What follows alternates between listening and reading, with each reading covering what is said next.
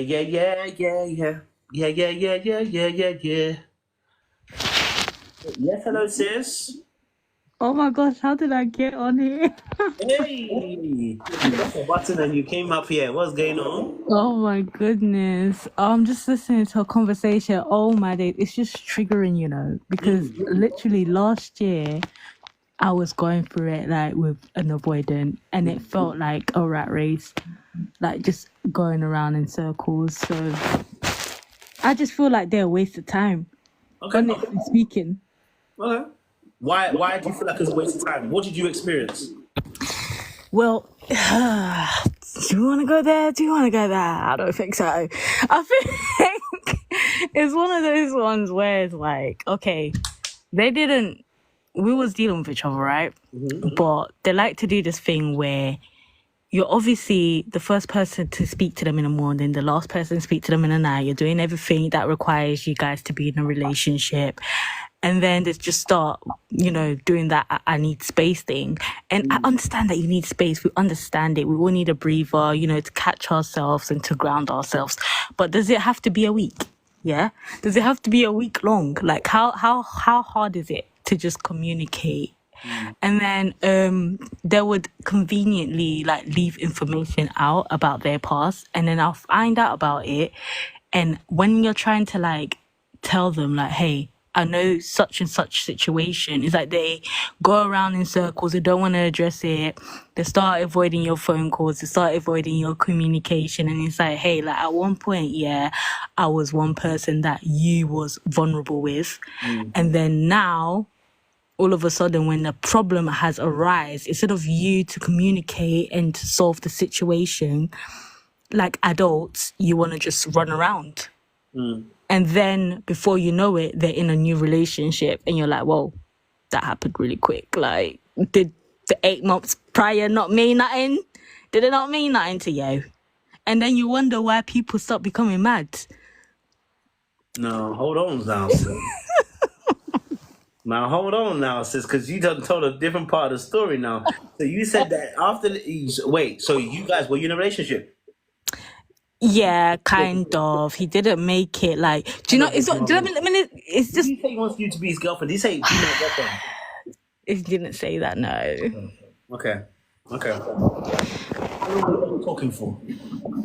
Kojo, slow down. Baby, raise the temperature. Turn it up a little bit more. Okay, we were speaking for 8 months. Okay. Yeah. So here's my question. Yeah. 8 months, and he didn't say be my girlfriend. Why didn't you let him know that this is what you want? Do you know what? I did let him know, like 3 months in, I let him know what it was. Because that's the time limit for me. Like, after 3 months, you should know what you want. Even 3 months is a stretch. You should know what you want in the first month. But do you know what? Let's give it some time, right? After that, I let it know. And then I backed away from the situation. But avoidance, they're very annoying. When they want what they want at the time when they want what they want, they're going to get what they want. Like, so he would just be, stop it. He would just be like very persistent, still calling my phone, still doing this. Like, I'll tell him like, stop. But then he would just continue until he was done. And then when he was done, it was like, okay, now it's done. But I'm like, you must be taking me for idiot. You must not know that you've just spinned the whole thing. I was done. You came back. Yeah. And now there's a situation that's arisen. I'm trying to get the situation sorted out. And now you're running away. But then why did you come back? Do you get what I mean? Okay. So it was just a whole mess. And then afterwards, I was like, you have to meet madness with madness sometimes. Sometimes you can't just go and just be the humble one and walk away. There's too many times in my life that I've done that, Kojo. Okay. So I had to make sure that this man has to know that I'm mad. So obviously I wanted the situation to be resolved. Not that I wanted to be with him, but I wanted him to have some respect. Like, if you're going to leave the situation, leave it with respect. Do you get what I'm saying? Because I didn't do anything wrong to you. So why are you being disrespectful? So yeah, I started to call, text, do the most, like it all happened. And then the juicy part happened, yeah, where his girlfriend, actually, his new girlfriend that he left me for after 2 months, yeah, called me crying about how he's cheating her. And then, yeah, I was just like, do you know what? Yeah, I don't like the fact that the girlfriend is using me. When she's upset, she's calling me.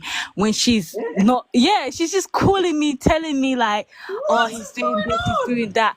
But prior, like 2 months before, she was like, oh, sending me videos of them two kissing, doing the most. It's a toxic situation. So she sent me videos of them two kissing, right? So then after I went off, I was like, okay, why are you sending me this? Whatever. Like I was at work at the time. And then 2 months later, so she sent me in December, February, she basically called me and was like, oh, he's doing this, he is being so disrespectful to me, he's blah blah blah. And I want to ruin his life. I was like, okay, calm down. You don't need to ruin his life. Like, just move out the situation. So I even helped by helping her calm down because she was ready to go because he already moved on from her with another girlfriend in Angola. So she was pissed off about the situation. So guess what? After she let the beat, I sat down quietly, Kojo. I listened to all the things that he done to this woman, yeah. And then after they thought the fire died. Nope. I called that nigga back up and I said, hello. Why are you treating women like this? I know everything what you're doing. I swear by the end of that phone call, yeah, his ego was so hurt because of the things that she was telling me. It was so bad. But yeah, Kojo, I think avoidance, don't go there. Man, you know all about accountability round here. Uh-oh. We need some accountability round here, darling. Because first and foremost, even after he had a ting with a chick, you still had his back. No, I didn't have his back. Well, you still got involved in the situation with him. Like, I mean, in terms of like, well, I mean, you might have been backing the girl, but you were still involved in the situation. No, because guess what? Yeah, she brought the dirt to my doorstep, and I didn't like the fact that she got so comfortable. Even though I told her delete me, stop calling me, stop. I told her she ignored my boundaries. She found multiple ways to come and contact me. Yeah, and she finally got a hold of me by calling me from another phone on no caller ID. Yeah, she finally got a hold of me and she started to like tell me all of these things. So I'm like, no, let me bring your dirt that you've dropped at my household back into your house and you guys can deal with it. And then Why? I'm done. No, but why? No, because she could have dropped the dirt and you could have been thank you very much and moved on. No, but why do I always have to do that? You see, that's wrong right there. That's what's going to give you trouble. You see, the avoidant is sent into your life in this situation to present a mirror to you. You need boundaries. And all the story that you've told, you've lacked boundaries. And boundaries in the sense of you, first and foremost, you're not prioritizing yourself. Number two, you're not assertive in your communication about what you want and what you need. And number three, you lack the beginning and the end of where you start. Because this situation is still the beginning and the end of the start. You were involved in the situation even when the next girlfriend got involved. And you're still involved. You know what I'm saying, Chu? So No, I'm not involved in the it. common denominator in that man is you in your own life. So in that space, don't worry about the avoidant. What you need to worry about is what he showed you. Where did he expose you? Well, the parts that he exposed you are the parts that you need to start working on. You know what I'm saying? Too? Yeah. The parts where he exposed are the parts that you have to go, actually, these are the areas I need to start working on because the next person can't come and do the same thing to me again. You know what I'm saying? Too? Like, we and him spent 8 months, and probably what you thought was, we did 8 months, like, I'm owed something. You know what I mean? Like, this man did not put me in a relationship, and for 8 months, what was that for? I wasted all this energy and this time. But and look, it will feel like that. But in reality, it dragged you into an emotional space where you're now making decisions that are not conducive for you. It's sabotaging you. And so, listen, hey, his behavior is appalling. We're not going to sit here and agree to his behavior. His behavior is appalling, right? But he's not here, so I can't hold him accountable. I can only hold you accountable and say, listen, hey, that actually exposed something for you to work on and begin to grow from. So, listen, I appreciate you sharing because, again, it's always good to have these examples because then we get to learn, right? take that same energy and focus it into looking at the mirror and going, yeah, these areas I'm going to work on now so that I can begin to be the best self for me and so that I can also advocate for myself in the future in relationships. You know what I'm saying to you? 100%. I would go deeper, but that's for a coaching session. So, but you can stay online. I'm going to go to Esmeralda. Okay. Esmeralda, Hi. what's Hi. good? You good? I'm good. Chihuahua. So I just want to talk about, I'm not here to talk about any situation or anything like that. I just wanted to talk mostly about avoidant people. Okay. Just in general, like, I just want Wait, to is that a talk about them question? as, no, it's like, it's kind of a question. It's kind of a question. Yeah. So I it's need like, a so question. it's like, Okay, go for it. so I just want to understand why avoidant people generally attract to empathetic people or people that are quite secure in themselves, like they're emotionally secure, or they're able to express themselves. Why avoidant people attract to these kind of people, which makes them internally feel anxious in their situation? Because most empaths really are anxious people, and they too Okay, have not done the work themselves. okay, so it's basically a mirror.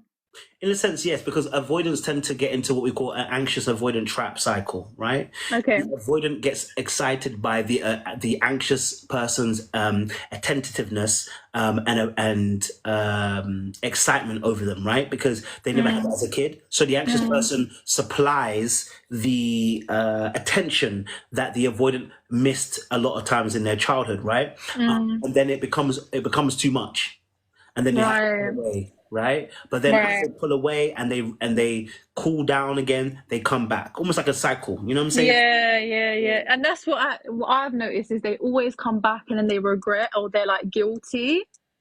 And then, like, you as a person, there needs to be a level of like boundary there to be like, I'm aware of myself, and if I go back there again, it's just going to be a repeated cycle. And I feel like in my current situation, like, there's a lot of people in my life that are generally avoidance. Like, I'm always surrounded by avoidant people. It doesn't have to be just romantic, it could be friendship, it can be family. And it's like, constantly being around avoidant people, it's so like emotionally upsetting, because it's like, why am I so self-aware, why am I so able to process my feelings and my emotions and give the love to these external people, and they give nothing back. They literally give nothing back. And you can put boundaries there, right? You can tell them that your accountability or their accountability or what they're doing towards you, and you still get nothing back from them. You know what I mean? And it's like, it comes to a point where, as much as you care about these individual people, you have to respect yourself and leave. I'm trying to say. And even if you're put in that situation with them, you'll tell them the boundaries there, you'll tell them what they're doing wrong, you'll be patient, you'll give them the space, and it's still not enough. It just still is not enough. And it's like, it's just like, even if you're secure or you're anxious, it's just too much. It's just too much. And it's just like, I constantly feel like I'm always attracting to avoidant people. And it's like, yeah, it might be a reflection of something that I need to heal myself, but it comes to a point where I feel like what I'm doing in the situations, I'm able to express myself, but it's just, I get nothing back in response. And it just leaves me just leaving the situation and just choosing myself. And listen, there's a component where if you are choosing yourself, that's also a good thing. You know, Yeah, of course. you're learning from that as well. The other aspect is also with anxious people that you're overgiving. Yeah, that's what it is. So you're feeling like you're not getting the fair end of the stick, and it could be because you're doing too much, not giving anybody room to do enough for you. So pull back a little bit. You know what I'm saying to you? No one's asking you to do all that you're doing. You're volunteering yourself to do all you're doing for other people, and rather than allow them to do stuff for you. And even that, you wouldn't even ask them to do stuff for you, and that's a problem too. So you can't communicate. You wouldn't ask them to do stuff for you. So that becomes an issue because you feel like you're going to be a burden to them. So now the equation is unfair because it's not weighted equally, but you need to weight it equally by actually asking. But the thing is, even if you ask an avoidant or you express how you feel, they can't even handle their own emotions, let alone yours. So it's like, how is there even a level ground there? Like, it just can't work. And I think as an avoidant, you shouldn't be getting involved in a relationship when you are not equally able to process your own emotions. You just shouldn't, because it just ends up in a toxic situation, and nobody needs that shit. Honestly, nobody needs to deal with that shit. They don't. So if you're an avoidant, work on yourself. When you know what you want, then you speak to the person.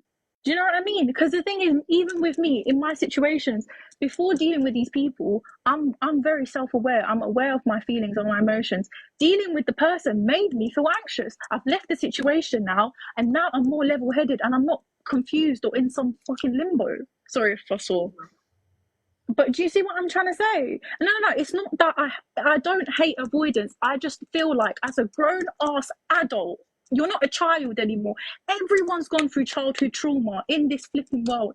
As a grown-ass adult, you should be self-aware and accountable for your actions towards other people. You should. And especially if you're a grown-ass man. I'm sorry, I have to say it.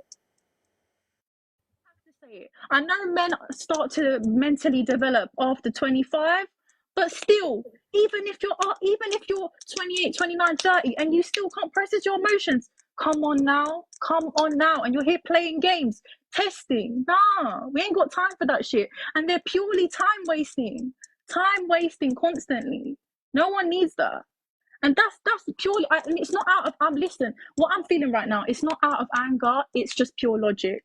It's just pure logic. You're a grown-ass adult. If you've got problems with yourself, there's coaching, there's therapy, there's things that you can do to make yourself more accountable to the way you treat yourself, first of all, and other people.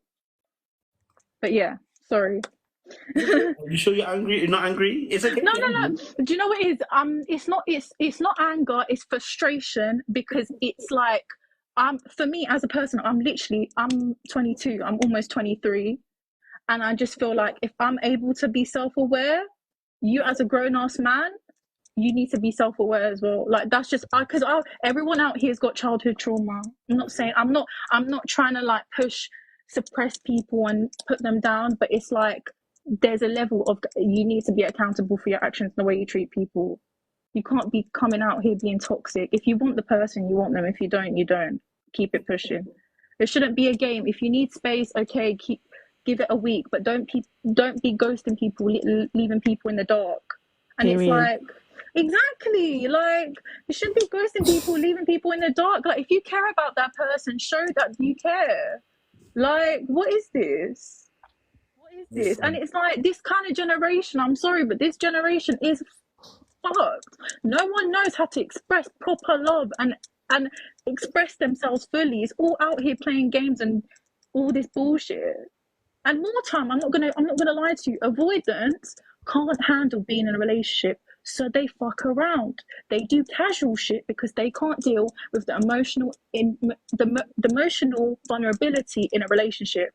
And when they try to deal with someone, they can't handle it, they pull away, and it leaves you feeling like shit. And then they have some, like, sorry to interrupt, but they have some way of, like, right now we're speaking about Kojo is like laying it out in a very logical way, like, course, they have this psychological, sorry. But the thing is, they glamorize it, all these glitters and golds, like, no, it's very ugly.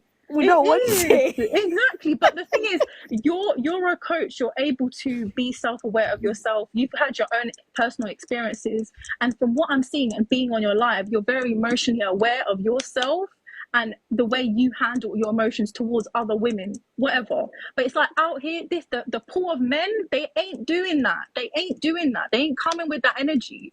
And it's like, you'd rather just not chat to anyone than chat to a man that doesn't even know how he feels tomorrow. Exactly. Like, It's so tired. It's so it's so, exhausted. Like, at this literally, point, it's like, what's the point? Because you're making good people. You're making good people question themselves. Like, you're just trying to be a good person. You're actually just trying to you're literally just trying to be a good person, and they're over there like, what the heck? Like, I watch you. I watch little black book. You know what? I watch. Yeah, and I study. Someone in the comments said, anxious people are probably the least self-aware. That's not true, mate. That is not true. We are probably more self-aware because we're aware of your actions being avoidant towards us. What the hell? And we even communicate better. Communicate better. Like, and avoidant will be like, oh yeah, I'll call you tomorrow. No, cool. No, cool. Exactly. We tap into our emotions. Same situation you said about the voice note thing. You know, when you said the voice note thing, I had the same exact situation. I voice noted my feelings and why I'm ending the situation. The person did not get back to me with no response. No response, because they're unable to handle the emotional ability to express themselves. That's why they can't reply back to you in a voice note or telling you, oh, you know what, I'm sorry the way I've treated you or my actions towards you. But it's not a reflection of you, it's a reflection of myself. Do you know what? Yeah, it's not even the case of let's stop glamorizing it. Let's stop saying like, oh, they're not able to handle it. It's because they're childish. They don't want to. They don't want to. They don't even want to try. They don't even want to try. No, but do you think it's hard for? Do you think it's easy for someone to be vulnerable and let you know how they're feeling? No, but at least you try. At least you try to communicate. But they don't even want to, because they want to be walking around like a rat on the street, just using people as they want to. Do you know what it is though? Do you know what it is, honestly? Do you know what it is, honestly? you can even appreciate and show appreciation when they open up to you. Like, you can be like, you know what? I'm really proud of you. Thank you for opening up to me. I know that meant a lot, but still, it's not enough for them. It's not enough. It's not enough for them. It's not enough. It's like they're greedy. Literally. They just want to take. Literally. And it's like, you know, when you were talking about like showing appreciation when they do open up, I've been doing that. Patience, consideration, time, effort. I've been doing that. And still, it's not enough. It's not enough. They don't deserve love. Do you know what it is? You end the situation with them, and then they go and just chat to other galley, and they do whatever. Literally. For them, talking to other girls or fucking around is easier. It's just easier for them to than an actual build an actual proper connection and develop something. In 5 business days. It's mad. And the thing is, they always have somebody there. It's like, what the heck? Is this Domino's? Why do you always have someone ready? Like, that's how you know that they're not even tapped into their emotions. Literally. And they're here like, I like you, I'm feeling you, but you're not showing it, babes. So exactly. What are you feeling? Because I'm not, the actions are not meeting up with the words. So these men that you're saying about, were they, do you feel like they were emotionally unavailable? 100%. They were emotionally unavailable, but they're presenting as if they are emotionally available. How? Because they'll come and they'll call you. In the beginning, it's like they'll communicate with you. They know how to communicate in the beginning. Yeah, they'll call you. They'll message you. Yeah. They'll do all the most. Like, they'll even be giving you some poems. Like, it's crazy. But then afterwards, they just lose all of that. It's all a strategy. Like, you know how to communicate. You know how to, because you was doing it before. That's how you got us hooked. That's how you got us here in the first place. You was doing it before. So somewhere along the way, instead of you using that same skill that you was using in the beginning to tell me that, hey, I don't think this is gonna work. I think, do you know what? Let's just go our separate ways. You don't. You just linger around there. Listen, and then it comes back to us. I know what you're gonna say. Boundaries. cut them off. But at the same time, it's like, No, but the boundaries have been put into place though. Especially yeah. the boundaries have already been put there. Y'all a glutton for punishment. You don't want to admit it, but you're a glutton for punishment. There is something that you see, what you're failing to see, as you're saying that you guys are self-aware. You are, but you lack some awareness. And I'll tell you why you lack. Yeah, during the time, yeah, probably. But then afterwards, you kind of the curtains start opening, and then you actually see that you're at fault. Like, I'm not saying that I'm not accountable. I am accountable. It was my fault I entered the situation. But my point is, the boundaries have been put there. I've given them time, space, and consistency, but it's still not enough. Do you see what I'm trying to say? I'm not saying that I'm not accountable. I know I am. You get it? So what I'm saying is, right, what the thing that you may miss in this aspect, for instance, if someone's emotionally unavailable and you date them, you're emotionally unavailable most likely too. Why will you date somebody who doesn't give you the emotional capacity? All right, number one. Number two, understanding, I said this about anxious people, right? The difference with anxious people is that they are always overreaching and they don't realize this. So what they feel like is that they've always been hard done by. They always feel like they're on the hard end of the spectrum. Like, oh, I've been done dirty by another person, but they don't realize you were overreaching. The only reason why that relationship was even working is because you're Samson holding two pillars together. Hey, You were holding the relationship together, and that's the reason why the relationship was there. Once you decided to let go, that relationship would have broken down. But you wanted to prove something. See, this is what we don't talk about. We talk about avoidance. Avoidance, yeah, they are a problem. They are, but they found another problem. They found you. They found you because you want to prove you're worthy. You want to prove you're worthy of love. You want to prove that you can earn love, and you want to prove that you know what, you are special. So you actually hunt for avoidance. Because avoidance is the perfect specimen for you to prove that you're worthy. Because if you can overturn somebody who's a runner and a track star, and you can overturn them into somebody who sits, then that would prove that you are worthy of love. Why? Because if you can get somebody to stop doing what they're doing and suddenly turn to you, that would prove everything about what you've experienced in your own childhood, which is that you're not going to be abandoned and you actually have the powers to keep them there because you're trying to save something that you couldn't save when you were younger. That's what happens to anxious people. So when anxious people meet avoidant people, both of you actually are a problem. You know what I mean? And it's unfortunate, but you that's why I say it's a mirror. Because you get to see the other person. Look, I'm a DA, but I've met other FAs, and I couldn't blame. You know what? At first, I used to blame the FA, and I realized no, the FA is actually showing me how much more work I have to do to be secure. Because you're not going to drag me out of position. You are getting dragged out of position because you're not secure. They are showing you what more behaviors you need to learn how to build up so that you're in a better space. Now, the avoidance also too, every time they run away from you, they have to learn that they need to do more work because why are they running from love? So that's the whole point. Everybody who's an insecure attachment, if you're not secure, when you get shifted and moved, and you can't institute your boundaries, you can't put yourself first, you can't make yourself a priority, you don't know how to tell me what you actually need from a relationship, you can't close out a relationship because we was out in a situationship. When we're doing all these kind of things, it's not about the other person, it is about you. And I wanted you to keep on going because I wanted you to get it out of your system. I wanted you to feel how you felt. Because it's real. What you're feeling is a sense of frustration. Now, Esmeralda told us that she ain't angry, but told us she's frustrated. Frustrated is underneath the banner of anger. Yeah, no, the thing is, frustration, anger, no. I completely frustration is underneath the understand. banner of anger.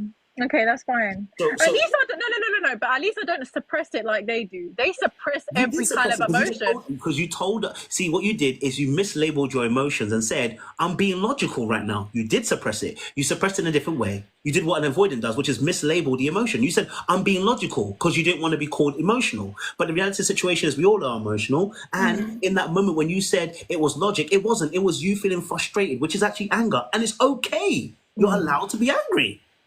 It hurts what you've been through, but Yeah, because it's just annoying and attracting avoidance constantly. If that was a conversation with your boyfriend, and you said, "I'm not angry, I'm just being logical," right? Now you'd have denied the truth. Would you be gaslighting him? In that kind of capacity, then yeah. I'm not saying you're obviously- gaslighting him, by the way. I'm just saying that's how quickly it shifts. So we believe sometimes when we're looking at other people that they're the problem. We always look at them as the problem. But I'm a person that goes, let's focus on the mirror. It's looking at us. What are we doing that is now causing us to be in certain situations that are not beneficial for me? Okay, Right? Coach, can I ask you a question? Yes. So, the situation is like this, right? In the beginning, right? You like at the beginning, we had to understand them, Yes. right? But it's one of those things where I was secure in my position at that time. Like I knew what I was getting. I fully understood. Yes. And had control. Do you understand? But then I think where I lost my position, right, is where I felt offense. Do you get what I'm saying? Okay. When I felt disrespected, then I felt like, okay, you left, you came back, you did. I wasn't bothered with all of that. Like when we're speaking about they leaving, they're coming back, I didn't move. I stayed within my position, right? But when I found out the news that I found out, and then I felt like, wow, what kind of nonsense is that? And I felt offended. That's when I went like, okay, now I need to seek why in the first place did you put me in that position? Do you get what I'm saying? So I feel like sometimes avoidance, even though you understand them in a sense where like you might not have the terminologies and the know what's, but you are secure enough in your position to know that, okay, yeah, I know what this situation is and I know how it's going to turn out. Because honestly, some of us women, we get into those relationships knowing situations, knowing what it is and how it's going to turn out. But it's the case where I don't know how I'm going to say, but like it's when somebody just offends you and you're just like, wow, like you didn't have to do all of that because we was fine. It's like they're trying to provoke you out of your position. Okay. So I think that's where it went left for me. Like I feel like avoidance, that's where I started to learn about the different attachment styles. And then when they provoke you out of your position, it's like initially you might have not felt that anxiety that everyone's speaking about, but now it's like, where did that anxiety come from? Like, why am I all of a sudden anxious now? Yeah. I mean, listen, I've been through the same thing with the FA, right? So I understand what you're saying. I really do. So I think first and foremost, let's just rewind the tape a little bit. Where you first kind of actually came out of position is when after 3 months, when you said I have a 3-month mark, you then shifted the barrier. Yes. That was the first part where you actually, what we call self-abandoned. And we have to ask a real question. Why did you really self-abandon? See, that answer will actually scare you. Why did you really shift that 3-month mark? Why did you shift it? When after 3 months, he did not comply to the boundary you had given him and said, listen, after 3 months, I'm in a relationship or I'm not. Why is it that you decided to shift it again?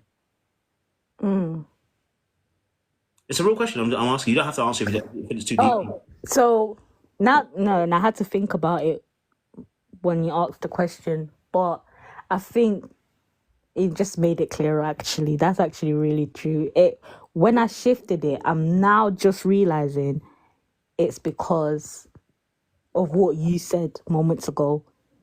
Like you're actually searching to show you're worthy, but at that time I didn't know that was the case. So that's probably why I shifted it. I respect that. Thank you for being honest. And I know it's not easy being vulnerable like that. So thank you very much. Yeah. And that is a painful thing. So oftentimes when I'm coaching clients, I'm always trying to get them to focus on themselves because I understand that it is painful. Yeah, we say what we say, we scream, we shout, and we get it out how we feel because that's real. We need to validate that. We don't have to ignore that, which is why I wanted you to go on. I didn't want to interrupt you guys. I wanted you guys to keep going on because we have to validate how you feel. It's real pain, and that's okay. That is actually okay. So the other aspect is that first and foremost, yes, the boundary issue was the issue.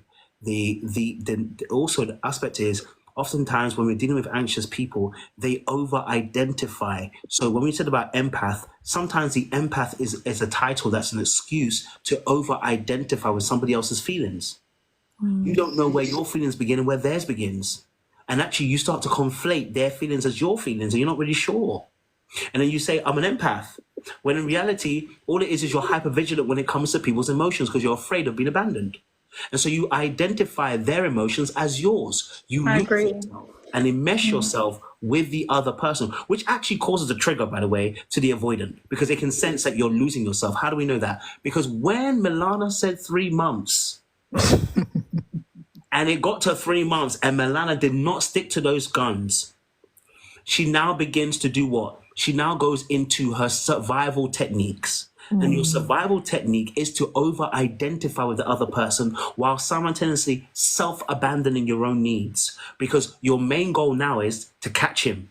And so now my main goal is to catch him. I'm going to do whatever it takes to do so. I will bend, flip, twist. I will camouflage myself. I will make sure I attach myself and grab him.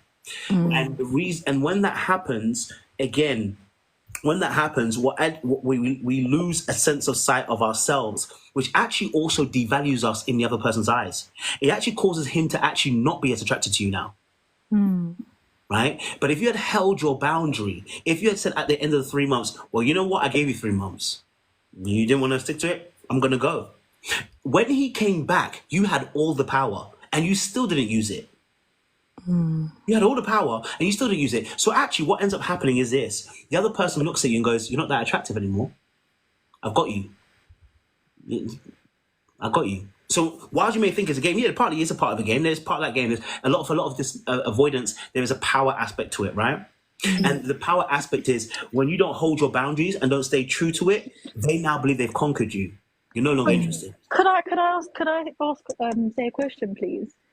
For both attachments, avoidant and anxious, do you believe that they shouldn't get involved with each other or just in general in a romantic way before dealing with themselves? Like, shouldn't they just deal with their issues, go to therapy, talk about their childhood trauma, and then get to a point in their life where they do feel secure and feel more self-aware of themselves, and then get in a relationship with someone? It's like, even being anxious, being avoidant, we constantly are searching for each other. Like, it's like we both attract to one another. So at the end of the day, shouldn't we just then grow as individuals and heal ourselves before entering something romantic? Well, everyone should be doing the work, right? Of course. We would hope everyone to do the work before they actually get into relationships, but that doesn't always happen, right? So the main thing is that each individual person does their own work. But you're right. I would hope that more people would do the work before they get into a relationship. It would be very helpful. But again, that might not necessarily happen. So yes, I would advise people to do that. But again, it's not guaranteed. You know what I mean? Most people are not listening. Of course. Again, like everything you've said, I completely agree with. Like, obviously there is anger there's confusion, there's misunderstanding, and obviously it does internally manifest itself. But I just feel like each one of us, anxious or avoidant, needs to work. And like you said, it is a mirror. It's like we're both reflecting what stuff that we need to work on as individuals.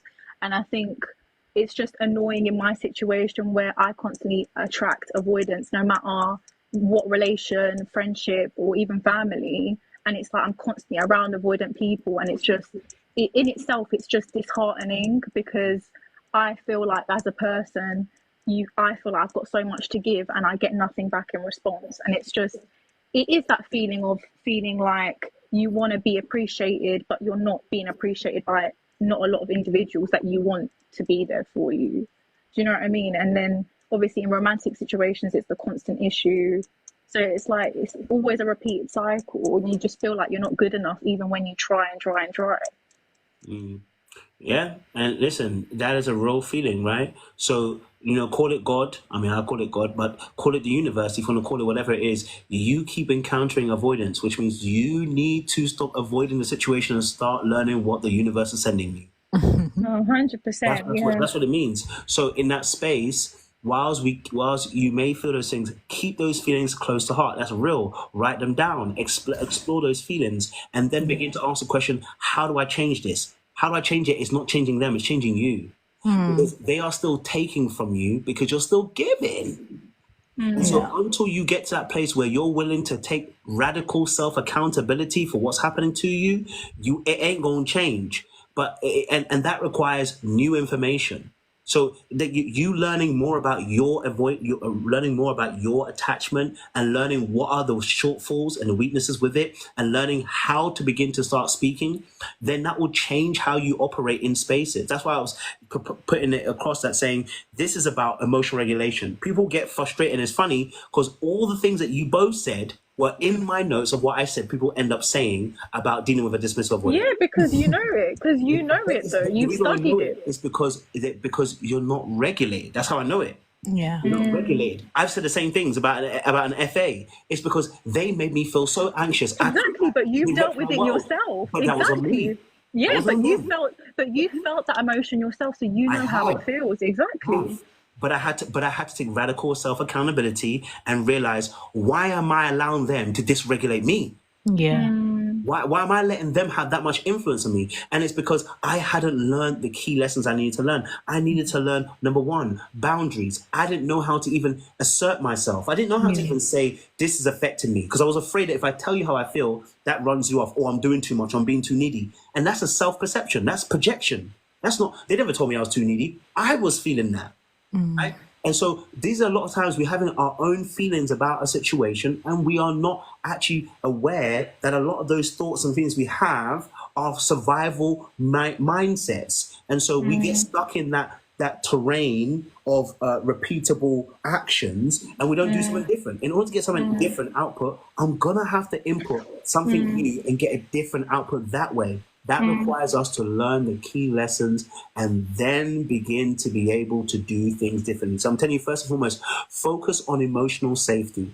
The reason why you feel nervous, the reason why you feel anxious, is because you don't feel emotionally safe. And when you don't feel emotionally safe, you're going to struggle in different environments, because as soon as something doesn't match what you feel, and you don't have, or you feel like you're not getting, you're immediately going to start feeling that anxiety, because you're already thinking about how you may be abandoned, betrayed, rejected, hurt by what this person's doing, rather than going, actually, when I get to a place where I'm able to regulate myself, I'm able to be cool, and I can observe and watch you now from a more objective perspective. You know what I mean? But let me get Ellie in this, because Ellie's been waiting for a while. I want to hear what she's got to say. Ellie, how are you doing, Ellie? Can you hear me okay? Oh, I can hear you fine. You're fine. Right. I'm feeling a bit raw. Okay. But I believe that what's been happening the last 2 days is through TikTok, through YouTube, I'm learning that the other person did nothing to hurt me except be who they are, and they were triggering me all the time. And what's been coming up is, how did I get myself into this situation? How did I pull down my barriers? How did I let them in so quickly? How did I believe their words? And worst of all, it was a scammer on TikTok. It happens. Right, here we go. It's a bit embarrassing speaking about this, but my core hurt was being sexually abused as a child. Sorry, let's go for that. I'm very drawn to gay men, right? You know why that is. I know why that is. Because they're unobtainable. Now, my closest friend is a gay man.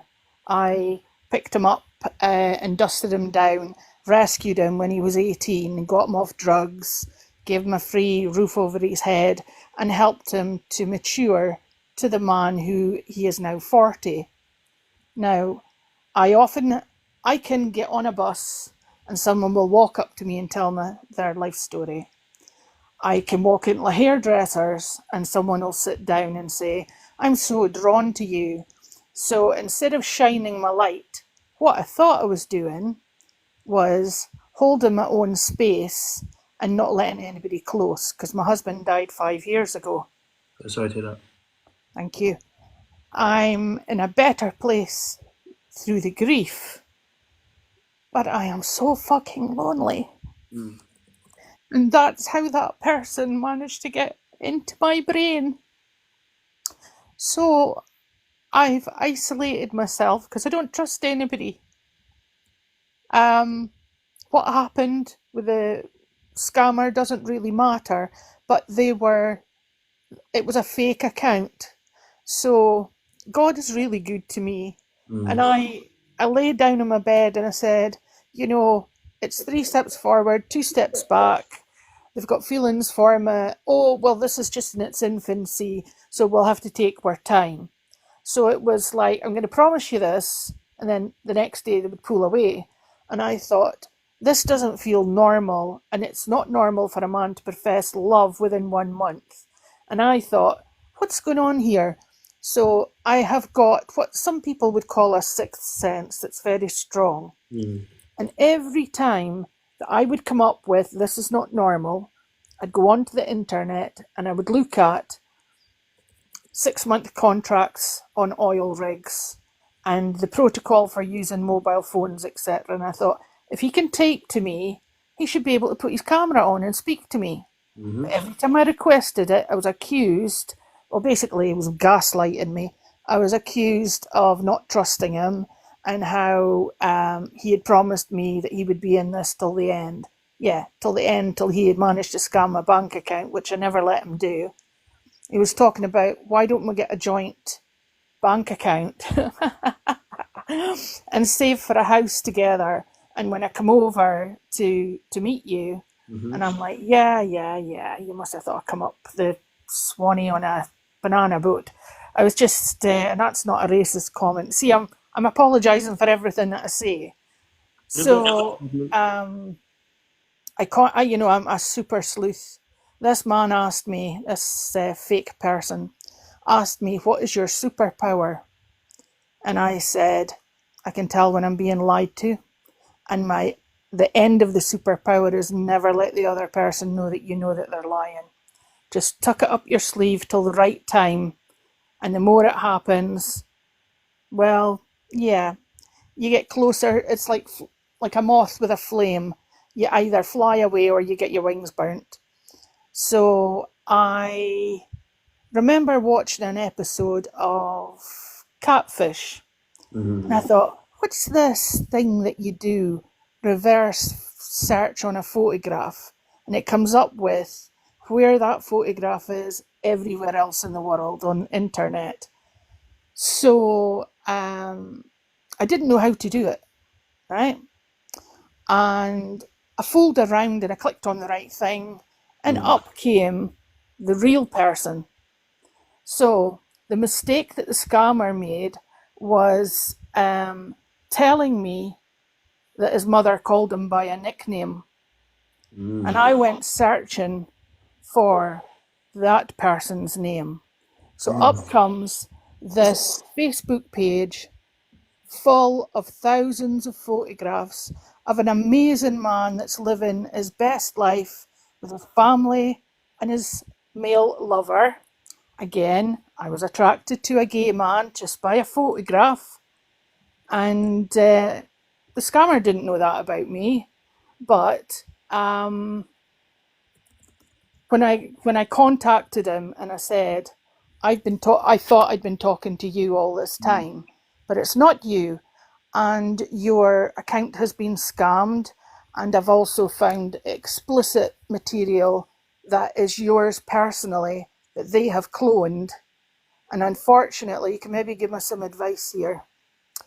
The fake person told me that they had a 16-year-old daughter that was in university in London and she was a bit vulnerable, and since we were going to be together in the future, would it be okay if, he says, I've just told her about us. I gave her birthday presents for her birthday and I said it was from the two of us. And I know that sounds very strange, but I want her to trust you because she could be you could be her mother one day. And I'm thinking, this is going too fast. This is weird. So he said, here's her email address. And me, like an idiot, emailed her. And what I don't understand is the voicemail message went straight to Spotify instead of being on my Gmail page I was talking to her on. My front page of my phone flashed up like lightning with white, silver, and black stripes. And then the phone reverted back to the Gmail page. And I said, is there something wrong with our connection? I said, I've never had that with an email. So then she starts firing off messages. I'm so glad to hear that Dad has finally met someone. I've suggested dating sites, but he won't hear any of it. Of course, I'm thinking I'm talking to this man in the photographs.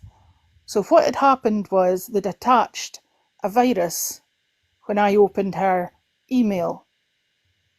And from an adult porn site, 2 of them. And now I have got these viruses on my phone, and I keep getting dodgy emails like from Sky TV, your Netflix has been cancelled, click on here to pay your account, or here's how you contact Sky, click on this account to get through to Sky. So I didn't click on it, I phoned Sky. So how do I know if the virus got into the bowels of my phone or if it's just attached to my SIM card? Because I love this phone. I don't want to lose my photographs. I can put in a new SIM card and start afresh. But the horrible thing is my TikTok account has got 14,000 likes and about 15,000 followers. So I don't want to lose that. I don't want to go back to square one. But when I blocked this man, 17, straight away within 24 hours, 17 of my most innocent videos, cookery, music, animals, got reported to TikTok for violation of their terms and conditions. And I had to go and basically plead for my account to be reinstated. I got 1 strike because I was swearing in the video. Ooh. And the rest were reinstated. So it's happened again today. So what I've done is I've kept all the information. So sorry, I've screenshotted everything. Ellie, sorry to interrupt. What's this got to do with attachment coaching? Because why did I believe there was a real person at the end of that? I used to think I was an empath. No, I'm just a damaged individual. I'm still a little girl. And I've kept a distance from people for 5 years and it still happened. So I will continue to attract the same type of person. Somebody needy, pretending to be broken, and my vibration will always attract a narcissist or someone fake. And I don't know, I've got books, heaps of books about narcissism and dangerous people and how they reel you in, and it still happened. I don't know how to heal. That's what I'm asking you. Yeah. Okay. I appreciate it. Thank you for that. I was very vulnerable for you to share that as well with us as well. And again, I want to say I'm very sorry about the abuse and very sorry about your husband passing as well. Yeah. I think. So I'll be honest with you. So from my perspective, I think, as you're saying, how not to get into the same situation again or how to identify similar situation in the future. What you've described is that you seem to want to save people. Oh, yes. I've been trying not to do it, but...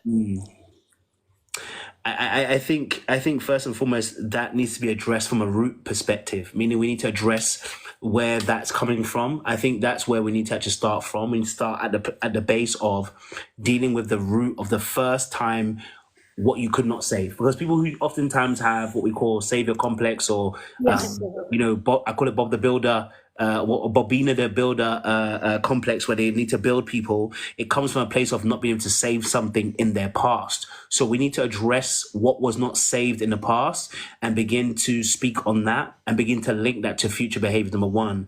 Number two, there is a boundary issue. Your boundaries are a little bit too. Your boundaries are a little bit too loose, actually, and you may have been saved because you maybe had a very good husband at the time, and a very good man. Maybe you were married too, and therefore actually you wouldn't have been exposed as much because of the fact that might have been such a secure man. So you might not have actually seen it as much. But obviously, since his passing, again, my condolences once more. Since obviously his passing, the trueness of your actual boundaries are being exposed, and so actually, that you have a sixth sense, like you said, for seeing these things, but you don't believe in your own voice. So that's a major thing in itself. You don't believe in your own voice. You don't believe in your own decision making because you actually said you sensed it, but then you ignored the sense. When I say ignore the sense, what I mean by that is you kept on going forward, right? Yes, I actually, I refused to show him the person any of my vulnerability, and I said, I am not looking for a romance. I'm quite happy on my own. I've got people in my life, and but they kept coming back and speaking to me on the terms of friendship, and then it changed, and instead of me keeping my boundaries and saying thank you but no thank you, I was really attracted to the photograph. Kept thinking, I've been on my own a long time, and I've always said I would never want to meet anybody else. And I should have listened to the first thing that my head said, and it only came last night. This has all happened in the last 24 hours, say 48 hours. I lay down on my bed and I said, please God, can you give me the answers, because I am making myself ill. And I have a bit of a connection. I don't want to upset anybody or make anybody angry, and I don't want anything projected towards me if nobody believes me. But when I ask, I get answers. And I asked, please tell me what's going on. And I got the word gay. And I thought, what? Gay? That doesn't make sense. You're right. So when I went on the search and found the real person, he's a gay man. And he's living a wonderful life, and I'm really happy for him. And he was good enough to email me back and say, thank you for the information. I've been to the police. And he said, I don't mean to be unkind. I'm a single man. I'm not looking for anyone. And I said, no, I wasn't reaching out to you with any alternative, you know what I'm trying to say? Yeah, no, I'm telling you, yeah, so I got that, and then my husband that died, I said, Graham, I've gotten myself into a mess with this situation. We were so close. We were almost like two people in one, like two bodies in one person. And I said, can you help me, please? So what I got back was the two words, teddy bear. That's what this man, and this is what I said, you look like a bear because you're so muscly and hairy. And he said, I'll be your teddy bear. Can you believe that? I asked my husband to give me some information, and what I got was teddy bear, and that's what me and the guy were. So, I couldn't decipher it. I couldn't work it out. I didn't know what it meant. And then I was like, oh my God. So, literally being told from the other side, or I don't know if they're spirit guides or what on earth they are, but I trust that before I would trust anything else. And I have been, anybody know of Cree Saul? He doesn't take prisoners. He's a life coach, but he deals with narcissism and codependency. And he screams in his videos, why did you give up your self-respect? Why did you allow this? And when you've watched one of his videos, it rebalances you, it reboots you to reality. And I think that that's maybe what I need. But I need to understand what tunnel to go down, what rabbit hole do I go down to find the answers. I'm not interested in why he did it, because he's a scammer. That's what they do. It's just a job. It's nothing personal. He doesn't know me. At the end of the day, you have to be very careful with the energies that people have attached themselves to. And when I was walking away, I said, I will not do anything to harm you. I ask that you respect me. And I said, I'm of the light and you're not. And I will always be protected. Thinking, right, if this individual is into dark arts, I need to protect myself. So I was saying to him, with respect, leave me alone. Leave me to heal and move on, of which I will do very quickly. Somebody has said trauma healing, somatic experiencing, IFS, EMDR. Is that the... Somebody's put... It's type of like therapies. Right. Oh, yeah, that's the tapping and the eye movement. Is that right? I think so. I don't know 100% like that, to be honest, but yes, I Yeah. think probably know. So, do you do coaching, don't you? Yes, I do a lot of coaching around attachment styles, but you know, deep. I guess do deep roots inner child working as well. We do that as well. So I guess it's more psychodynamic if you want to call it anything. But yes, Uh-huh. I do a lot of what we. I tend to try and what I'm trying to do is expose you from your past to your present. I try to bring a red ribbon between the two events, right? So what's happening right now is as a result of what's happening in the past, right? Yeah. So those things I need could to be see addressed. the reason why it happened.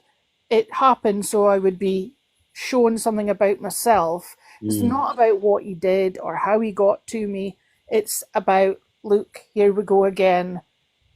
Someone else you tried to save. You kind of sensed there were lies in between. Yeah. Listened to it, but then you allowed the gaslighting to take over.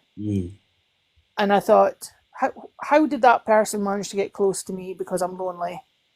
And I have to put myself first, to thine own self be true. Go back to basics. Do the things that I was doing when my husband was alive, the things that made me feel good and fulfilled. But I know I've got to do work on myself. So what I'll do is, obviously you can't remember absolutely everything about everybody that contacts you, but I will make contact with you. And if you can help me, I would appreciate it. Yeah, send me an email. We can book it for a session. You know what I Okay. mean? So is that done on Skype or? It's not on Zoom, so just literally DM me your email. I'll send you details of how to book, and then yeah, we'll get a few sessions underneath the belt, man. You know what I mean? I'm always here to help. I would normally go for someone that had a more aggressive approach, but you were hitting the nail with everything you were saying as I was listening to the other callers, and I just thought, hold on a minute here, it's a little bit like free counselling, isn't it, when somebody comes on at live? So I'll get in touch, and thank you, ladies, for listening. And I wasn't able to follow all the messages that came out, but yeah, there's nothing wrong with giving ourselves a hug with a pillow. I don't actually need that from someone. It wasn't what I was looking for anyway. I wasn't looking for that kind of intimacy, but when the person is promising you that and they're so skilled, they are skilled beyond belief. They're more clever than computers. They know about human behaviour and vulnerability, and they know exactly what to say. And I blocked him on everything. Love this. And you know how he managed to get back in? He said, I searched everywhere for you because you told me your real name, and I found you on WhatsApp. And he said, I've gone to all this trouble to reconnect with you because if I could just speak to you before you walk out of my life, and if you want to do that, I will accept it. And when I clicked on the video, it was actually the real man's video where he's cooking and he's standing in his kitchen, but they had dubbed it, and the voice message said, hi Ellie, I really care about you. I can't believe that you've walked away. You're still in my heart. Please contact me. And me, like an idiot, went and clicked on it. And they will find you if they want to. They think that you will open that portal back up. 100. So I wasn't expecting that. And it's almost like, do you know that this shit can cause brain damage? With the endorphins that you get flooded with, and then the cortisol and the fight or flight response So they love bomb you, pull away, which makes you feel anxious. Mm-hmm. And then as soon as you start replying and letting your boundaries down, that's when they know that's the spell. That's when they will promise you a future. Yeah. As soon as you become needy or vulnerable and they see that, You just get you. because you start, instead of waiting for them to respond to you, you start responding to them. You start reaching out and messaging them and saying, I was thinking about you today.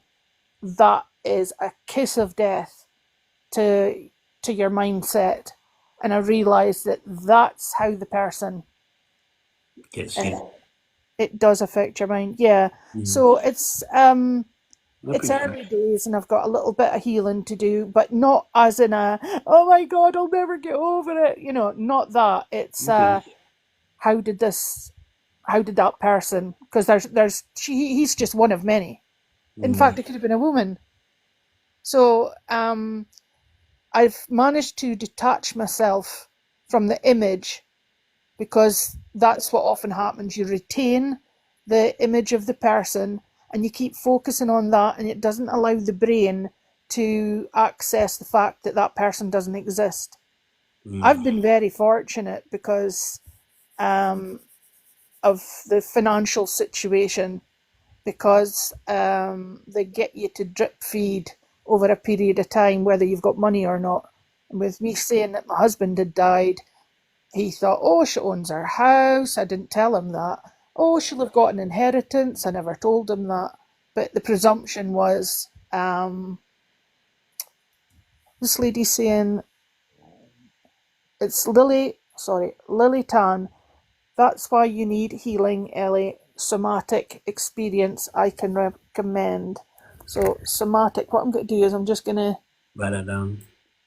Yeah, I've just copied the page and I'll put it to my Facebook page and I'll save it for me.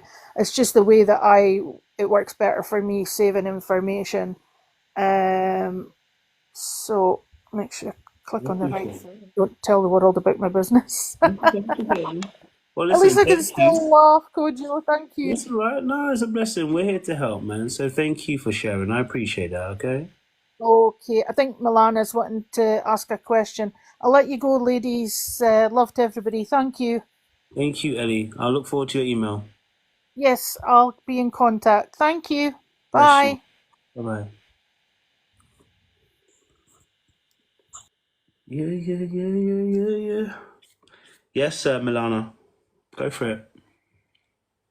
I just wanted to ask, since we're, on our journeys to heal and to become better human beings, right? Avoidance, what does that mean for them? Like, if we all end up having boundaries and, not overstepping or, doing the most, what's the end goal for them then? Yeah, we'll have to heal. Pardon? I said they will have to heal. Do you think, like, when they sit by themselves and they just think about their past and all of the partners they've had, because usually they have multiple partners because they're going from one relationship to the next relationship and not really processing their emotions and their traumas, and they're not really doing the work, right? What, like, how can I say, like, what, when they get to that point where they have to look back at it, yeah, where did it even start? Because it's just like so much that must have went on, so many interactions, so many people that were willing to love them and they rejected it. That's one thing I really envy about avoidance, is like they've experienced so many people that are willing to actually give their all to them. And why is that? Because we don't have boundaries. But it's one of those things where it's like, how would one avoidant start their process to healing? Where do they start? And what triggers them to start? Everyone has different pathways as to what makes them start. Do you know what I mean? At the end of the day, there's no real trigger apart from the person taking some level to be accountable and self-awareness. Sometimes situations happen and they're forced to take accountability and look at it differently, but every person has to look at themselves and wonder, if they want better for their life. But that's anybody. That's not just even just avoidance. That's anxious people. That's fearful avoidance. If they're going to want benefit, when they want to have better for their life, they will seek a remedy to change that. So it's only when you are ready. You know what I mean? Like at the end of the day, that's literally it. I mean, like I said, most people have a situation and they meet an immovable force and they finally realize they can't do what they would do before. Do you know what I mean? So everybody has to take accountability to do that work, but not everyone will. Lily's saying that they need to be abandoned, right? But I'm like, they're always looking for supply. So even though they're being abandoned from one person, they'll just look for supply elsewhere. But eventually it does run out, right? Like eventually, like the supply doesn't make sense anymore. But again, depends on what age. So some people it'll be when they're 60, 70. Some people when it's in their 20s. Depends. Like everybody's time is different and a clock. Do you know what I'm saying to you? When you realize that they can't do what they do anymore and it doesn't work the same way, it doesn't feel good anymore. So they have to, they have to be able to get to a place where they are. Like I said, they're willing to bring change, and you can't do that for them. They have to want that for themselves, which is why I'm saying, again, focus on you, because, again, just like we heard of Ellie's out here trying to save people. You know what I'm saying to you? Ellie's out here overreaching once more again. You know what I mean? Like, and that's where a lot of people find themselves. They want to over-identify and they want to over-understand. Like, I just want to understand where you're coming from. I just want to know what's going on with you, and you're identifying with them. And reality of the situation is you're trying to save them. You're not trying to see them for what they really are. And in fact, the girl told me that one time as well. She told me, listen, you can't save me. Leave me alone. Wow. You know what I mean? Like, and I was still trying to save her after. That's a savior complex. So you've got to take accountability for the way that you are growing up in that space as well. Okay. So can I ask one more question before you carry on? Sorry. So she made a distinction between narcissism and avoidant, but there is a thin line, I think. Right? But how would you distinguish them? I Because mean, they have same behaviors, kind of. yeah. I mean, there's a sense of trying to destroy you.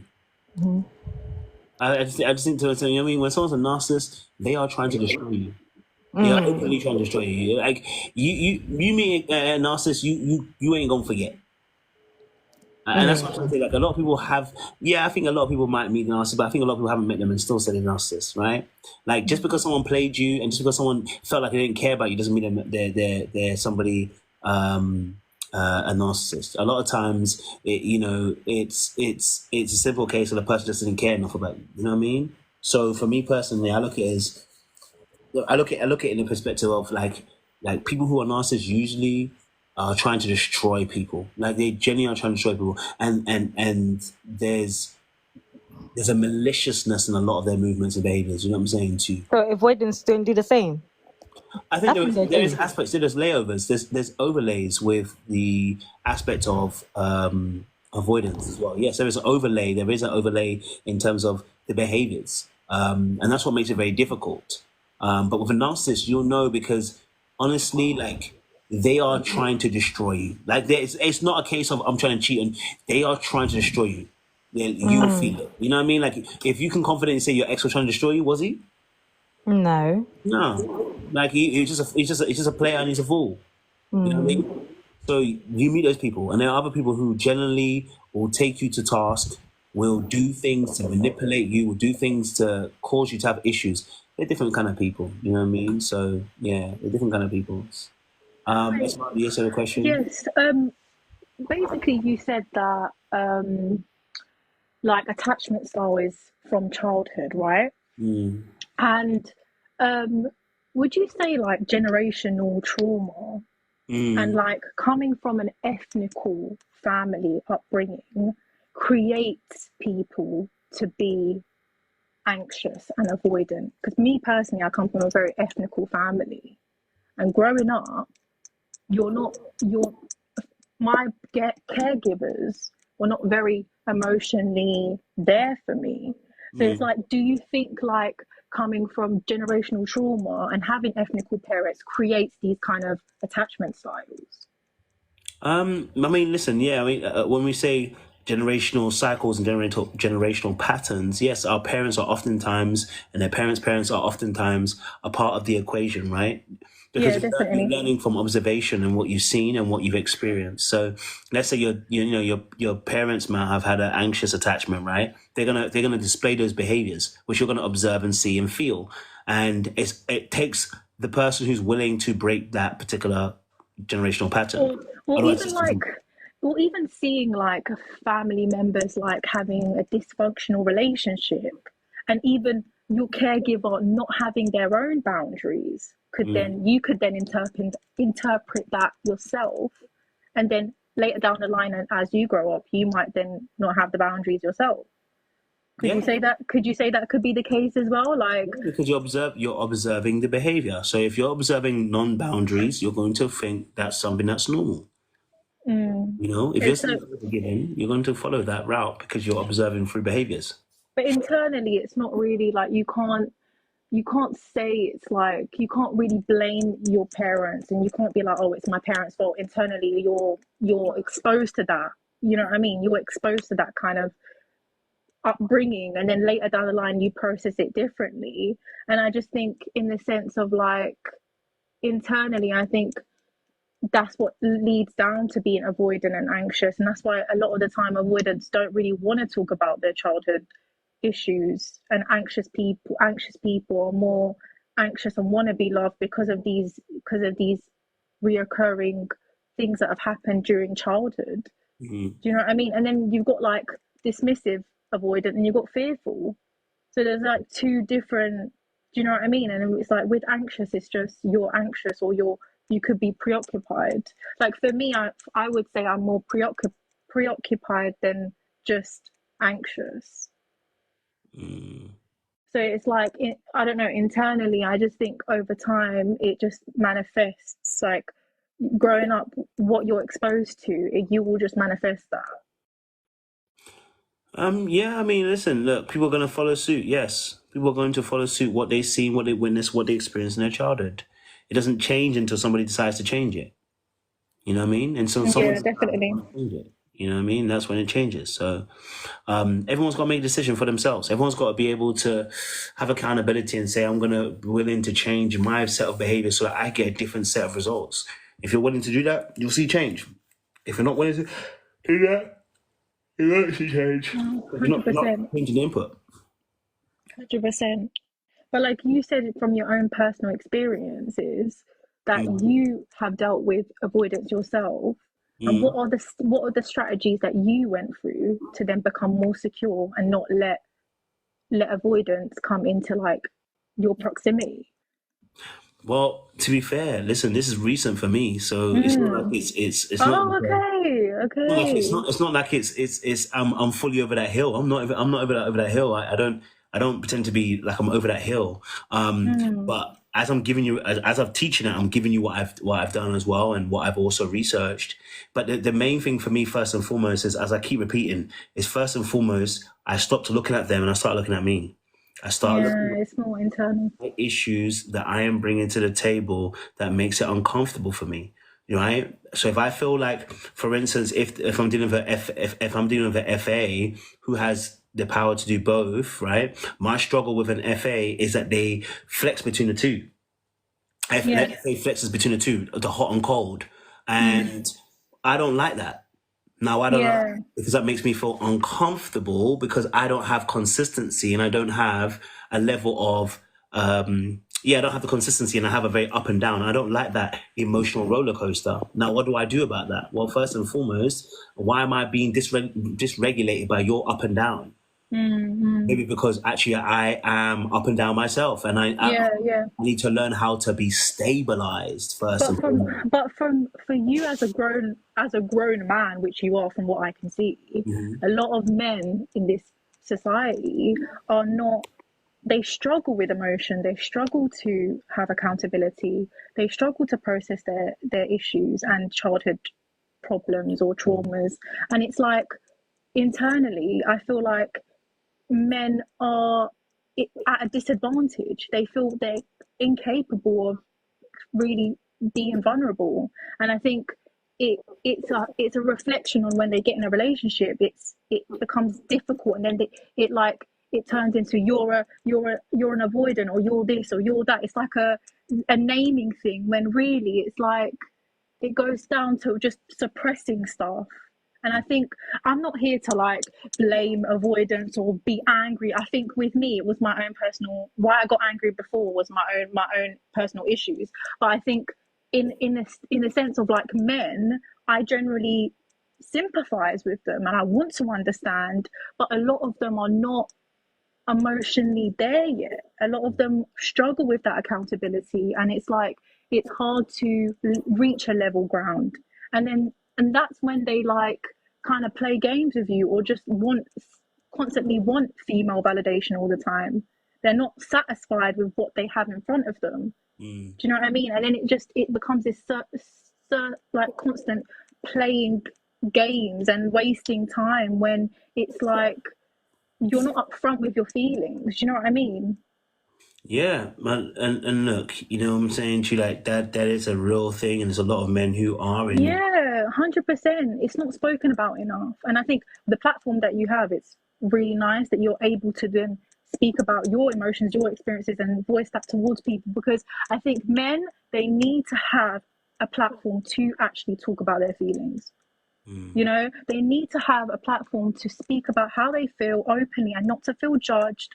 And that, like, men are going through a lot. You know, I have brothers, you know, and I can see that they going through stuff. They're unable to talk to me, but it's like it's constantly in the society that men shouldn't open up, men shouldn't talk, men are avoidance, men are narcissists. But actually, when you look at it internally, there's an internal problem there.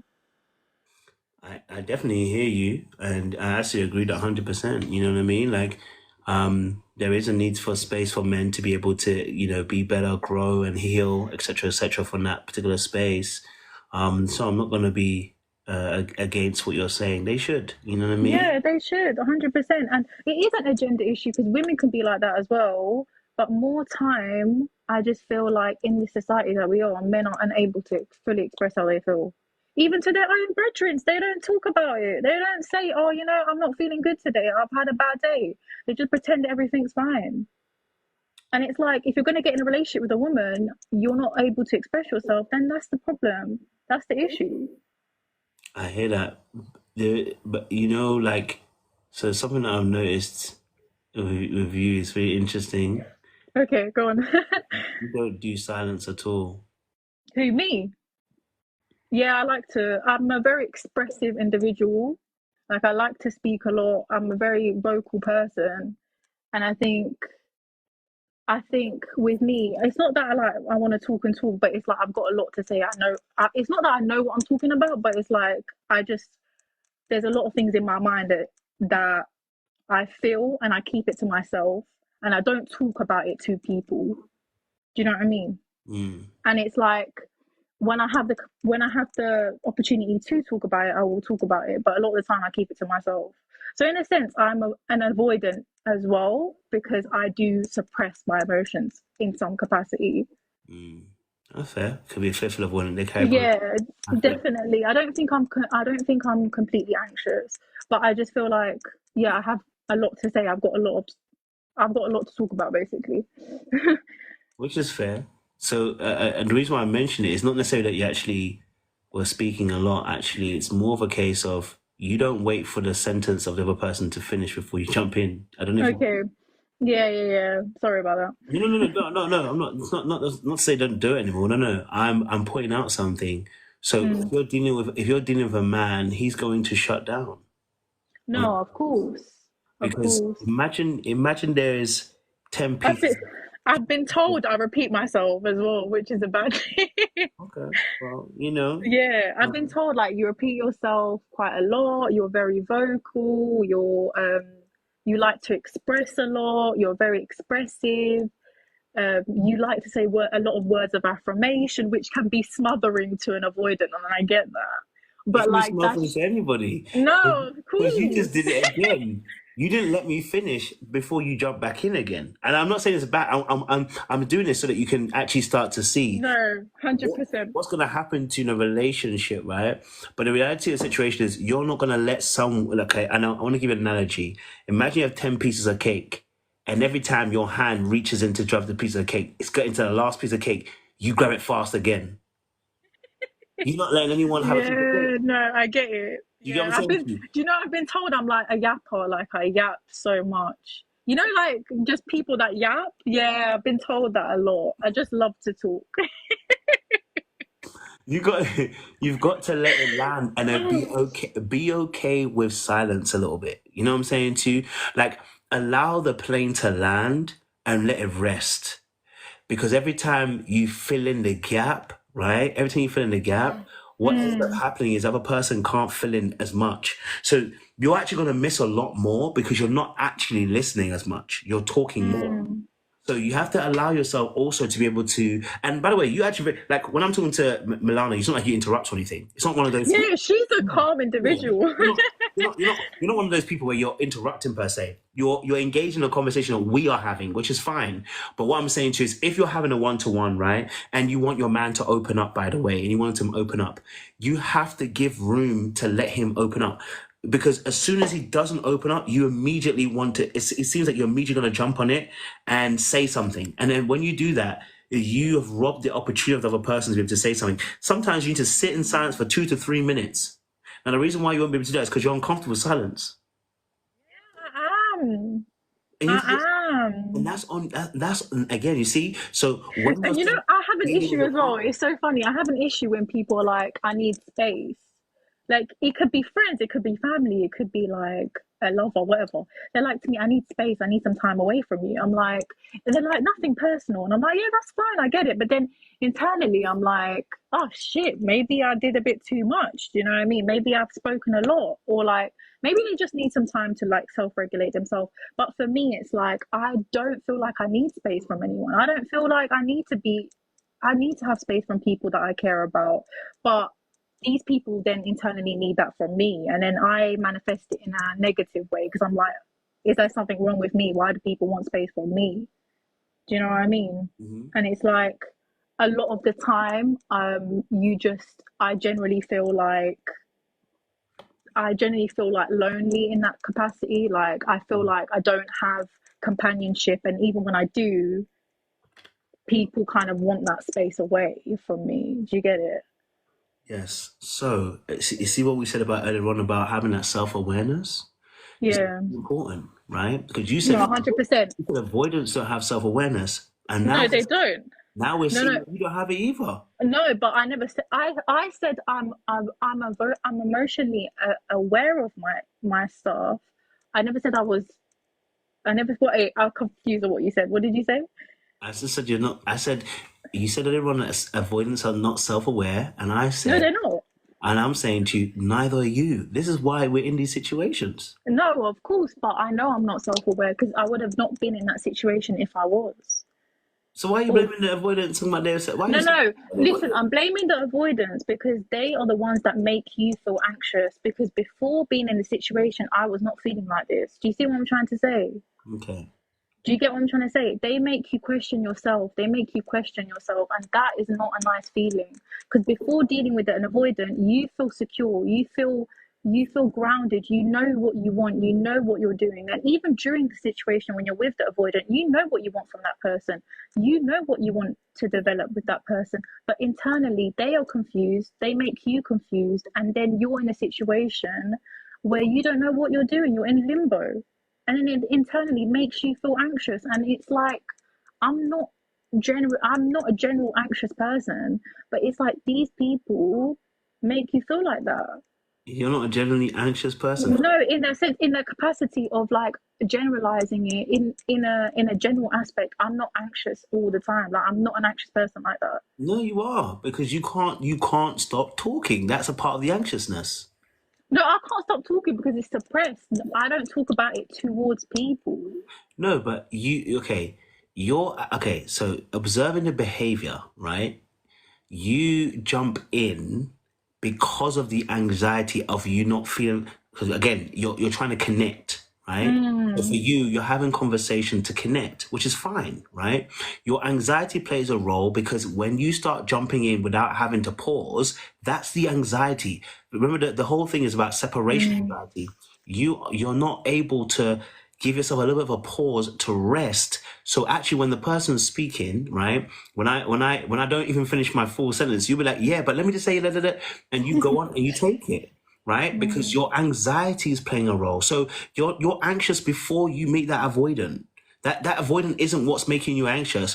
What the avoidant is now a stimulus to get you to there, but you were already anxious before then, which is why I was saying again, it goes back to that original point of what I was saying. One, you need to work on being secure, being stable, so that when they decide to move, you're not moved. But right now, you will be moved. In fact, I can tell that if he goes silent for a good 2 minutes, No, you're the going to be asking situation. him The thing is, 500 million questions before he even the finishes. thing is, Kojo, the situation is done and dusted. I put my boundaries there. I gave it 2 weeks, and I ended that situation. I'm not in that situation anymore.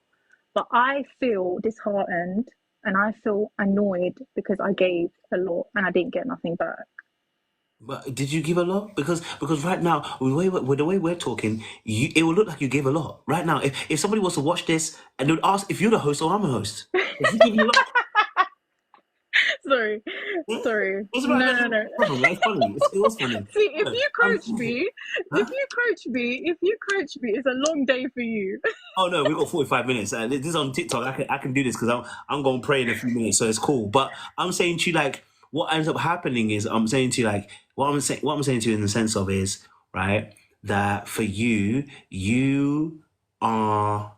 Let me just say this. Let's go. Sorry for being annoying. I'm just No, saying no, to no, you're everyone not that's being annoying. watching. Don't say you're being annoying. 'Cause I never said you're being annoying. Never said that at all. What I was pointing out was behaviors so that you can actually begin to improve. You're not annoying. I actually find it Okay. fascinating.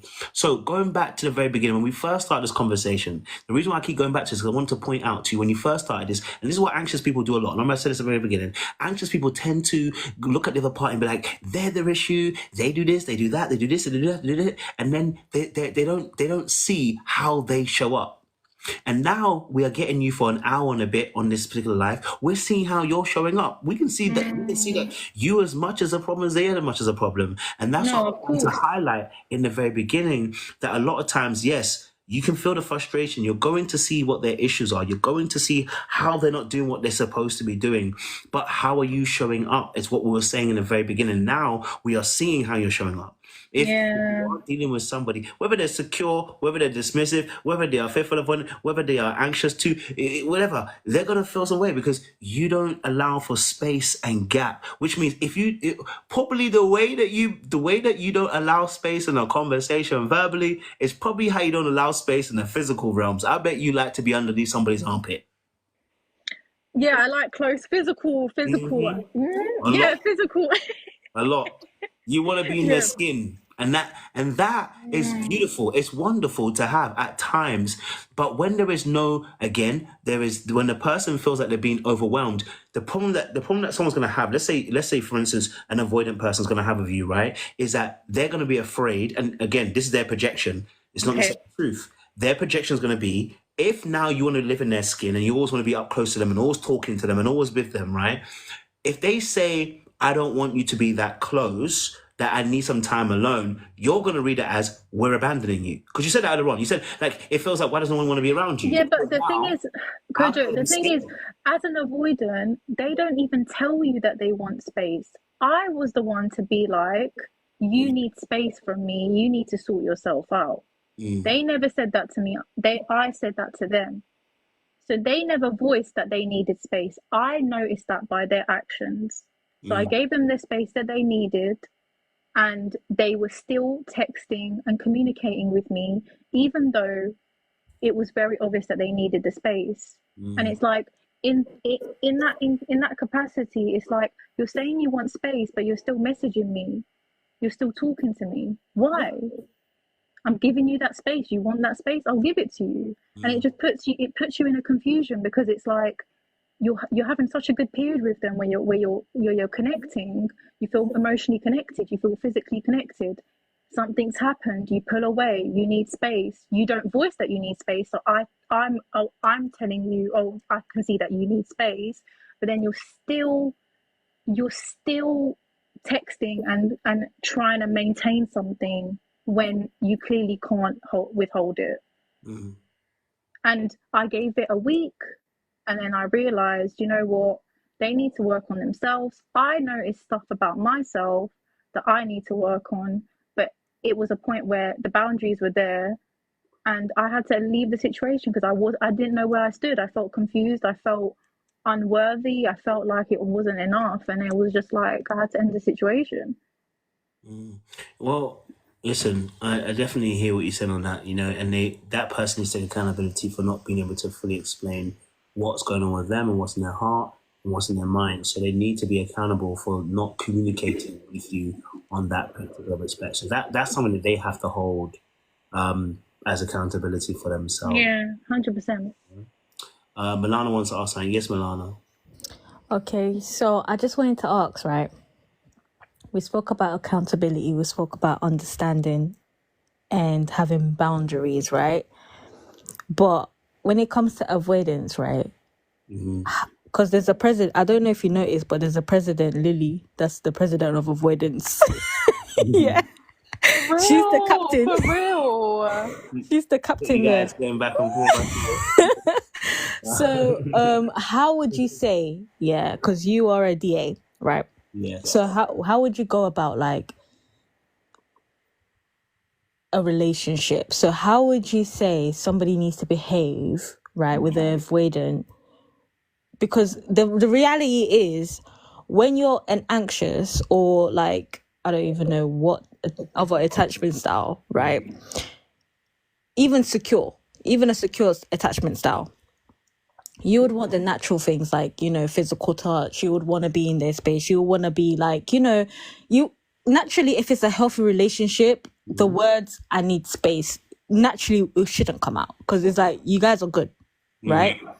So how would you go about navigating that? Because it's like, okay, we want to be in a relationship, but the way you're behaving and the way you definitely want to be in a relationship yourself as an avoidant, but you are not comfortable with your emotions, right? But how would I navigate that, even though like if what you're doing is hurting me, like saying that you need space for 7 days, or like I don't know, like just not communicating, saying that something might bother you but you might not say it, and your behavior starts to show it, and then when you bring it up, it's like, oh, what? I know it's fine, like it didn't bother me, but really truly it did bother you because you went and you ghosted 7 days later. Do you get what I mean? Like, so how is a person supposed to navigate such an obstacle course of a person? Because you guys are really an obstacle course, right? Like, it's like there's so many obstacles to get to your heart. In some ways it's good, like obviously you want to protect your heart, but in other ways it's like it's unnecessary.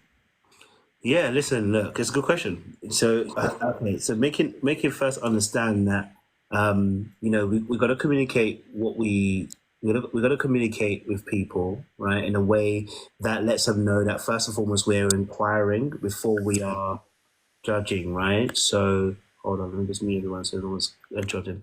Okay, so the interesting thing here, okay, so for instance, dealing with somebody who's avoidant, let's say for instance they take 7 days, right? You say to them, hey, look, I've missed you. I hope you're good. We're gonna start with that. Hope you're good, and then we're gonna say, obviously, it's been, you've been away for 7 days, and it's, you've been away for 7 days has made me feel a slight disconnect in this relationship, right? So, and when I feel disconnected, I feel anxious and I feel like, I don't feel my usual self, let's say, for instance, right? And then you can say to a person, in future, if you are going to take space, please communicate with me. Now, 7 days for me is something that's too long. But I'm willing to negotiate a time if you're needing time to be able to go and, reset yourself, I'm willing to negotiate the time. Do you get what I'm saying to you? Right? So that you like we said earlier on, is about, I call it CBEC, right? We talk about the complement, behavior, emotion, explanation, change. Okay. And in the change, we can negotiate. So we have to understand that first we start off the conversation by saying a compliment. We let the person know, hey, I've missed you, I liked you, I haven't spoken to you in a little while, it's good to hear from you, whatever it is. And then B is behavior. We address the specific behavior. They've taken 7 days, right? So, when you take 7 days, we then link the behavior to our emotions. When you take 7 days, it makes me feel, right? Like, it makes me feel like I'm disconnected. It makes me feel not wanted in the relationship, right? That might not be your intention, but that's how I feel, okay? And then when I don't feel wanted, I then feel like I have to keep chasing you, which I think is now triggering you as well to also create distance, right? So in what I would like for us in the future is that, if you want to take space, please, you by all means, just communicate with me that you need space. I would love to negotiate on the time span that's needed. 7 days isn't necessarily good for me, right? Because it makes me feel nervous, makes me feel anxious, that amount of time. Can we negotiate the time? Can we negotiate the time that's spent in terms of distance, right? That's you letting them know that you're not okay with what they're doing, but you're not blaming them per se. You know what I'm saying to you? And that's a very difficult, hard skill to do. Because we've all learned how to blame people when things go wrong, which I get. But we're learning how to do things differently. So yes, it's CBEC. It's complement, behavior, emotion, explanation, and then change, which can have a negotiation attached to it. Okay, so I understand that, and that's actually a very good suggestion. But we're speaking from a point of view where we have some level of emotional maturity, right? That we can communicate in that way.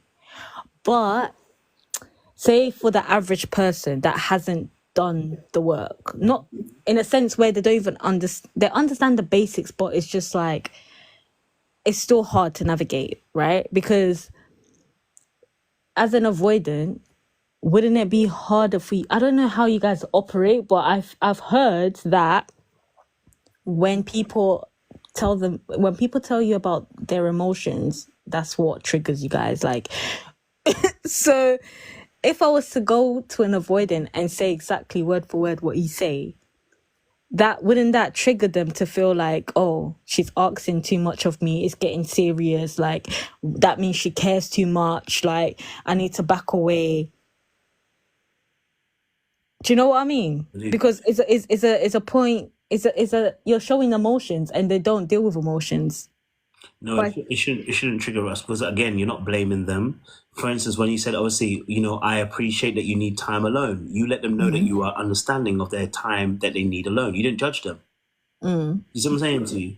Right? Yeah. Now, you can say that obviously 7 days doesn't make you feel good, right? You're not judging them. You're saying how it makes you feel, right? That's completely different to you judging their actual behavior. So you can say, hey, 7 days doesn't necessarily work for me. It makes me feel anxious, right? Can we now negotiate the time away that you take when you need to recuperate, right? You're opening yourself up back up again to let them know that they have an option to also contribute. You're not robbing them of the power. You're not telling them what to do. And you're not telling them this is how it has to be. You're opening yourself up to that. And like, my thing is this: if that doesn't work the way I've laid it out, like 2 or 3 times, and that doesn't work, probably isn't the person for you. Facts, big facts. Well, I want to push back a little bit. So when you say that, right? Right now we're saying the avoidant doesn't really retreat when you're not blaming them. But you're still talking about your feelings. So doesn't that like weigh on them? It's like a burden, like it's making you feel uncomfortable. So now it's like, oh, okay, I understand that she's not blaming me, but the fact that me going away for X amount of days is making her feel uncomfortable. It's making me feel uncomfortable that she's uncomfortable, that I can't take as many days as I need to regulate myself. So I need to step back. Do you know what I mean? Because it's like... Go on. No, go for it. You were saying? Yeah, so because it's like, I don't know, like, I feel like every emotion, maybe I'm thinking about it in the wrong way, but I feel like every emotions that you express to an avoidant, it seems like that requires them to put effort in. It's like, it's an inconvenience. That's clearly me talking to the wrong person, yeah. But I'm just saying, typically, it seems like once you tell them, okay, I need this from from the relationship because it's making me feel like this, it's like that's an inconvenience now because I need to do what I need to do to regulate myself, and this is inconveniencing me because I need to dedicate to you. This is why I don't do relationships, and now you're asking me for too much, and now I need to go to the next person that's not requiring so much that you're requiring. Sorry, can I just say I strongly agree. I strongly agree with what she's saying. Everything she's saying, I agree with. Thank you. Do you know what I mean? I do know what you mean, and there is going to be some level of trigger, right? But again, it's the way you approach it. Okay, see that's the whole point, right? Like you see, I could tell you this in many ways, but the way I'm approaching it is to be understanding of where you're coming from. Right? When you and Esmeralda were sending for avoidance like there was no tomorrow. No, you guys need to be sent for. I'm so sorry. I could have instantly jumped on you, but it had to be done a little bit, though. Come on, a little bit. Regardless of whether it had to be done or not, the approach that I took was to listen to what you were saying, because I also wanted to understand where you were coming from. An approach is always important. Just like keep quiet is not same as shut up. And an approach is I can't even speak right now. I literally understand what you're saying, but they need to be accountable for their actions, which they are. Majority of the time, they are not. I'm sorry, they are not. Now it's coming back to our approach. Listen, I know I'm an anxious person, and I have to deal with that myself, and I will deal with that. But they are not accountable for their actions and towards the way they treat people. They're just not. And I've been around a lot of avoidant people, and they're not. They don't even know what sorry means. It's not even about, but it's not about them. You see, you're missing something. I'm not aggressive. I'm not aggressive, honey. It's just I've been dealing with this too much. You would not understand. I don't think you're aggressive, but I'm saying it's not about them. I told a story earlier on about how I told some of my feelings. It wasn't about them because regardless of whether they honored it or not, I was still going to say it because I know this is best practice. Now, the person you may be thinking of, it might not work for that person, right? It might not work for that person because that person isn't your person and that person is unwilling to yield or to heal. It's not going to work on everybody, but this is best practice, right? So being in a place where you're not judging and you're not blaming the person, right, is it really important? Let me give you an example. Do you feel like I've judged you? No. No. I feel more self-aware. I feel more self-aware of my insecurity and my problems that I need to deal with. But I'm not here to project myself onto avoidant people. I just want them to be aware of how they treat people and how they make us as individuals anxious. Exactly. That's it. I'm not here to be aggressive or to be rude. Nothing. Do you know what I mean? I'm just here to just say that avoidant people, the way they treat people is just it's not good, and it makes it worse that you're a grown-ass adult. That's it. That's just the way I'm saying it. And it's not normal. It's actually not normal. And it's like then you want to go into a romantic relationship when you know that you can't process your own emotions. It's just not good enough. It's not. And I don't feel like everything you said to me, I completely respect it and I acknowledge it. I don't feel disheartened. I feel it opens my eyes even more of what I need to work on myself. But these avoidants, they need help. They literally do. Okay, so going back to what you were saying, with the what's it called, the approach, I just want to touch on that because is right. Approach is everything. The way you speak to someone is everything. I'm at an age right now where I understand that. Yeah. So, but it's not even that we're coming, or that's the problem really, because it's the fact that there is a call to action. That's where the problem is. Okay. It's inconveniencing that person. They have a way of life, a pattern that they have, a routine that they have. And when you require something of them, regardless of whether it's small or big, it's an inconvenience to most avoidant people. Because it requires something that it's just too much, unfortunately. I agree. So they need to go to someone that doesn't require as much or nothing. as soon as you start asking for something for a relationship to work, for a relationship to work, there needs to be some kind of, you're understanding each other, you're understanding how each other work, how each other maneuvers, what we like, what we don't like. Okay, having your part of setting up the boundaries is, give and take, So I'm telling you the boundaries, yeah.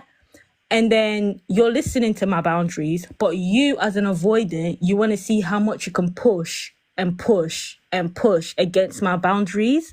And maybe the first time and the second time I'm allowing it, but then it's like, okay, this person's trying to take the piss out of me. And it's like, what the heck? What's the point of like telling you I'm requiring this? And even if it's like, oh, babe, can you go and get chocolate from the shop? Yeah. On my days, I was walking 30 minutes on a straight road. Now I have to turn left to go to the shop to get a chocolate. Why? Can you not see that? Like, it's so frustrating. Sorry to interrupt, but can I just say they also suppress just normal emotions as well. They're not even able to fully tell you how they actually feel about you. Like, right, I get you. Basic, like, it's very basic emotions as well. They don't even allow themselves to laugh as much. That's exactly, they downplay almost everything. I don't know why you lot be dating these people, because everything you're saying sounds so bad. Why are you guys there? You see, when toxic, it's not all bad though. It's not all bad though. It's not all bad though. No, but listen, but the whole point is that you guys are going on a rant about the other party, and I've just showed you today that both of you have issues that you have to work through. Okay, actually, if I was to get the people that were dealing with you on the other side, they may also have a lot of a rant going on about you. Probably. You know what I'm saying to you? So I'm saying to you, I hear what you're saying, right? I'm asking for the solution. What you're saying. Yes, the solution is what I was given. So for them, with avoidance yourself, you know how it is.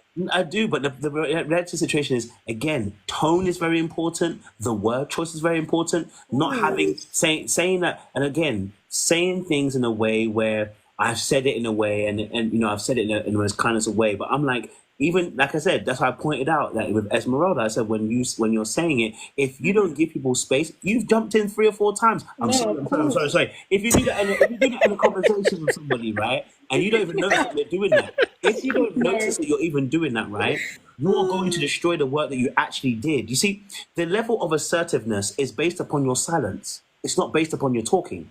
You see, when you are assertive, and let's say, for instance, Milana, your example you gave. You said to your boy, can you get me some chocolate? Right? And he starts going, but as long as it's around the corner, What Milana is going to do is going to open her mouth again. Well, babe, come on, She's about to beg. Or she's about to make it, why are you making it an issue? That's not assertive. I'll just stay silent. If you stay silent, you stay silent for real. Yeah, for real. I'll just be like, I won't even ask you again. I won't ask you again because it's such a simple task. No, what did he do? What does he do? That's not a real scenario that actually happened. Oh. But I'll just say... Give me a real scenario, because if you were to stay silent, he would actually end up doing it. Yeah, he will actually end up doing it. So then what's the issue? The issue is you're not deep in the protocol. What's happening here? You see, when you're dealing with somebody, if you get to understand them, you begin to get the keys to unlock them. When you're, and that's why I said it comes back to you. See, we think that by talking the space up, we are having more authority. I've had you two on the panel. I think you guys spoke more than I have, but that doesn't change my authority. Lol. Do you see what I'm saying to you? And it's not a bad thing. I'm not cussing you. I'm saying to you, as an example, it doesn't change my authority. So when I begin to speak, I don't have to talk for long periods all the time because my authority doesn't change. My assertiveness is not based upon me talking more. So when you are dealing with an avoidant, right? Where, for instance, the example you gave, you want him to go to the shop. When you've asked him, you don't have to say anything else. That's it. The silence will do the job. Why would the silence do the job? Because if you were to talk again, it would show that you're not confident in your offer you just offered. People who talk after they've offered something is because they can sense that a person may not do this and they get scared, and so they add something else extra to it. Somebody who's confident will say it once, hey, I just want some, can you give me some chocolate? And then the person starts, the person's running in my, oh, what I've got to do that. You just keep quiet. And you just look at them and you smile. Why? Because you're not moved by what they're doing. It's when you start showing, oh my God, then you start feeling someone, he don't even care about me, he don't love me. You've already started making judgments and start making statements. Now I feel manipulated into having to buy the chocolate. Because if I don't do it, you start feeling some type of way. When really you should hold your ground. If you say something, let's say for instance, you say you want to borrow some money from me. And I say, I don't want to borrow that money. And you start going, oh my God, I can't believe you won't borrow that money. I've always done so many things for you. Now you're trying to emotionally manipulate me. Right? Instead of just saying, okay, I accept what you just said. And I move on. But because of your anxiety, it ain't going to be that way. You ain't going to move on. Because you're going to let us know. Right? You're going to let us know. It's going to be a rant. It's going to be a conversation. It's going to be later on like, well, I can't believe that you were da-da-da-da. Okay, so where's the fine line? Okay, go on. Mm-hmm. Where's the fine line when it comes to I need to express what I'm like? Do you know when in the beginning of the live, I think it was the beginning. Well, when I joined, you was explaining your situation, with your FA, right? Yeah. And you said that once you release something, once you release what you need to say, it's gone. Like it feels good. Like you can do whatever you want to do because now I'm good. I've already said what I need to say. Yeah. So I feel like I don't even know, like with us, it's like the same thing, right? If you do something and I don't like it, I'm going to voice that I don't like it. Absolutely. So where's the fine line in voicing that I don't like it? Because even saying that, that's a boundary set that you don't like that they're doing that. So that's what we're doing. You're putting that boundary. You're putting that boundary there. You're saying that, but they're not responding to you. There's nothing wrong if you say you don't like something. What I gave you was a breakdown of how to say how you don't like something. The difference between your situation and the one I had with my FA in terms of, it depends which one you're talking about. If we're talking about the one I had in Ghana, the difference between that situation is we don't have an extended relationship. And so it's a very different scenario. If we're talking about another FA that I had where I had a relationship with that person, then yes, as you noticed when I said about the tickets that she gave away, I explained that and said I had to sit back, wait, I had to process how I felt, and then I had to submit myself to a process by saying, let me follow this CBEC and do it properly because I want her to understand me. I don't want to win. So I had to submit myself to that process where originally I wouldn't have submitted myself to that process. I would have just told them, I don't care. I don't like what you just did. And that would have instantly thrown that person into something. So do you know what I'm saying to you? So everybody's subject to something. You have to subject yourself to it if you're trying to be able to be understood. So me dealing with an FA, I understood that they get fearful. They feel like that they're going to get blamed for something. So I had to be very conscientious of that. And the only way I can do that is when I regulate myself and I become sturdy at the core. And I say, listen, I want to be understood. So make sure this message is about being understood. That means I'm going to compliment them first and foremost. I'm going to let them know this is their behavior that they did, but I'm going to let them know this is how it affected me emotionally. And I'm explaining when I get affected that way, what it makes me want to do as a behavior. In future, here's what I would like for you to see. Oh, here's what I'd like to see from you. I'd like to. But you know, before you go, Ms. Roda, I'm going to get Dallas in and I'll come back to you. Okay. How you doing, Dallas? I'm good, mate. How are you doing, my brother? I'm doing, Captain. I'm doing good. I'm doing. How are you? Hi, everyone. Hi, Mirada, and hi, Emilia. I don't know if I said that the name correct. Hello. I've only, been scrolling and just come up to this, and it caught my attention. So I decided to stop over I'm only trying to get to understand where you guys are. But I think to add on to what you're saying there, in this situation, it's not, as they say, it's not what you say, it's how you say things, and when people are having issues into their relationships. Wait, Dennis, do you have a question? This is coaching, can't lie to you. It's not panel talks. Sorry, my bad. It's not panel talks, it's coaching. So, do you have a question? All right. Oh, sorry. Yeah. Like I said, I was just scrolling and just come up, so I'm trying to understand. So I'll just keep, let me just back and then I'll understand where you guys are. Okay. I didn't have a question to say. I didn't have a question. Okay. Okay. No worries. Thank you. Okay. Okay. So yes, Milana, go for it. So once you've explained the CBE, so can somebody comment that down so I can write it in my notes? I'll put it What it is. So once you've done that method and you've explained yourself to somebody, yeah,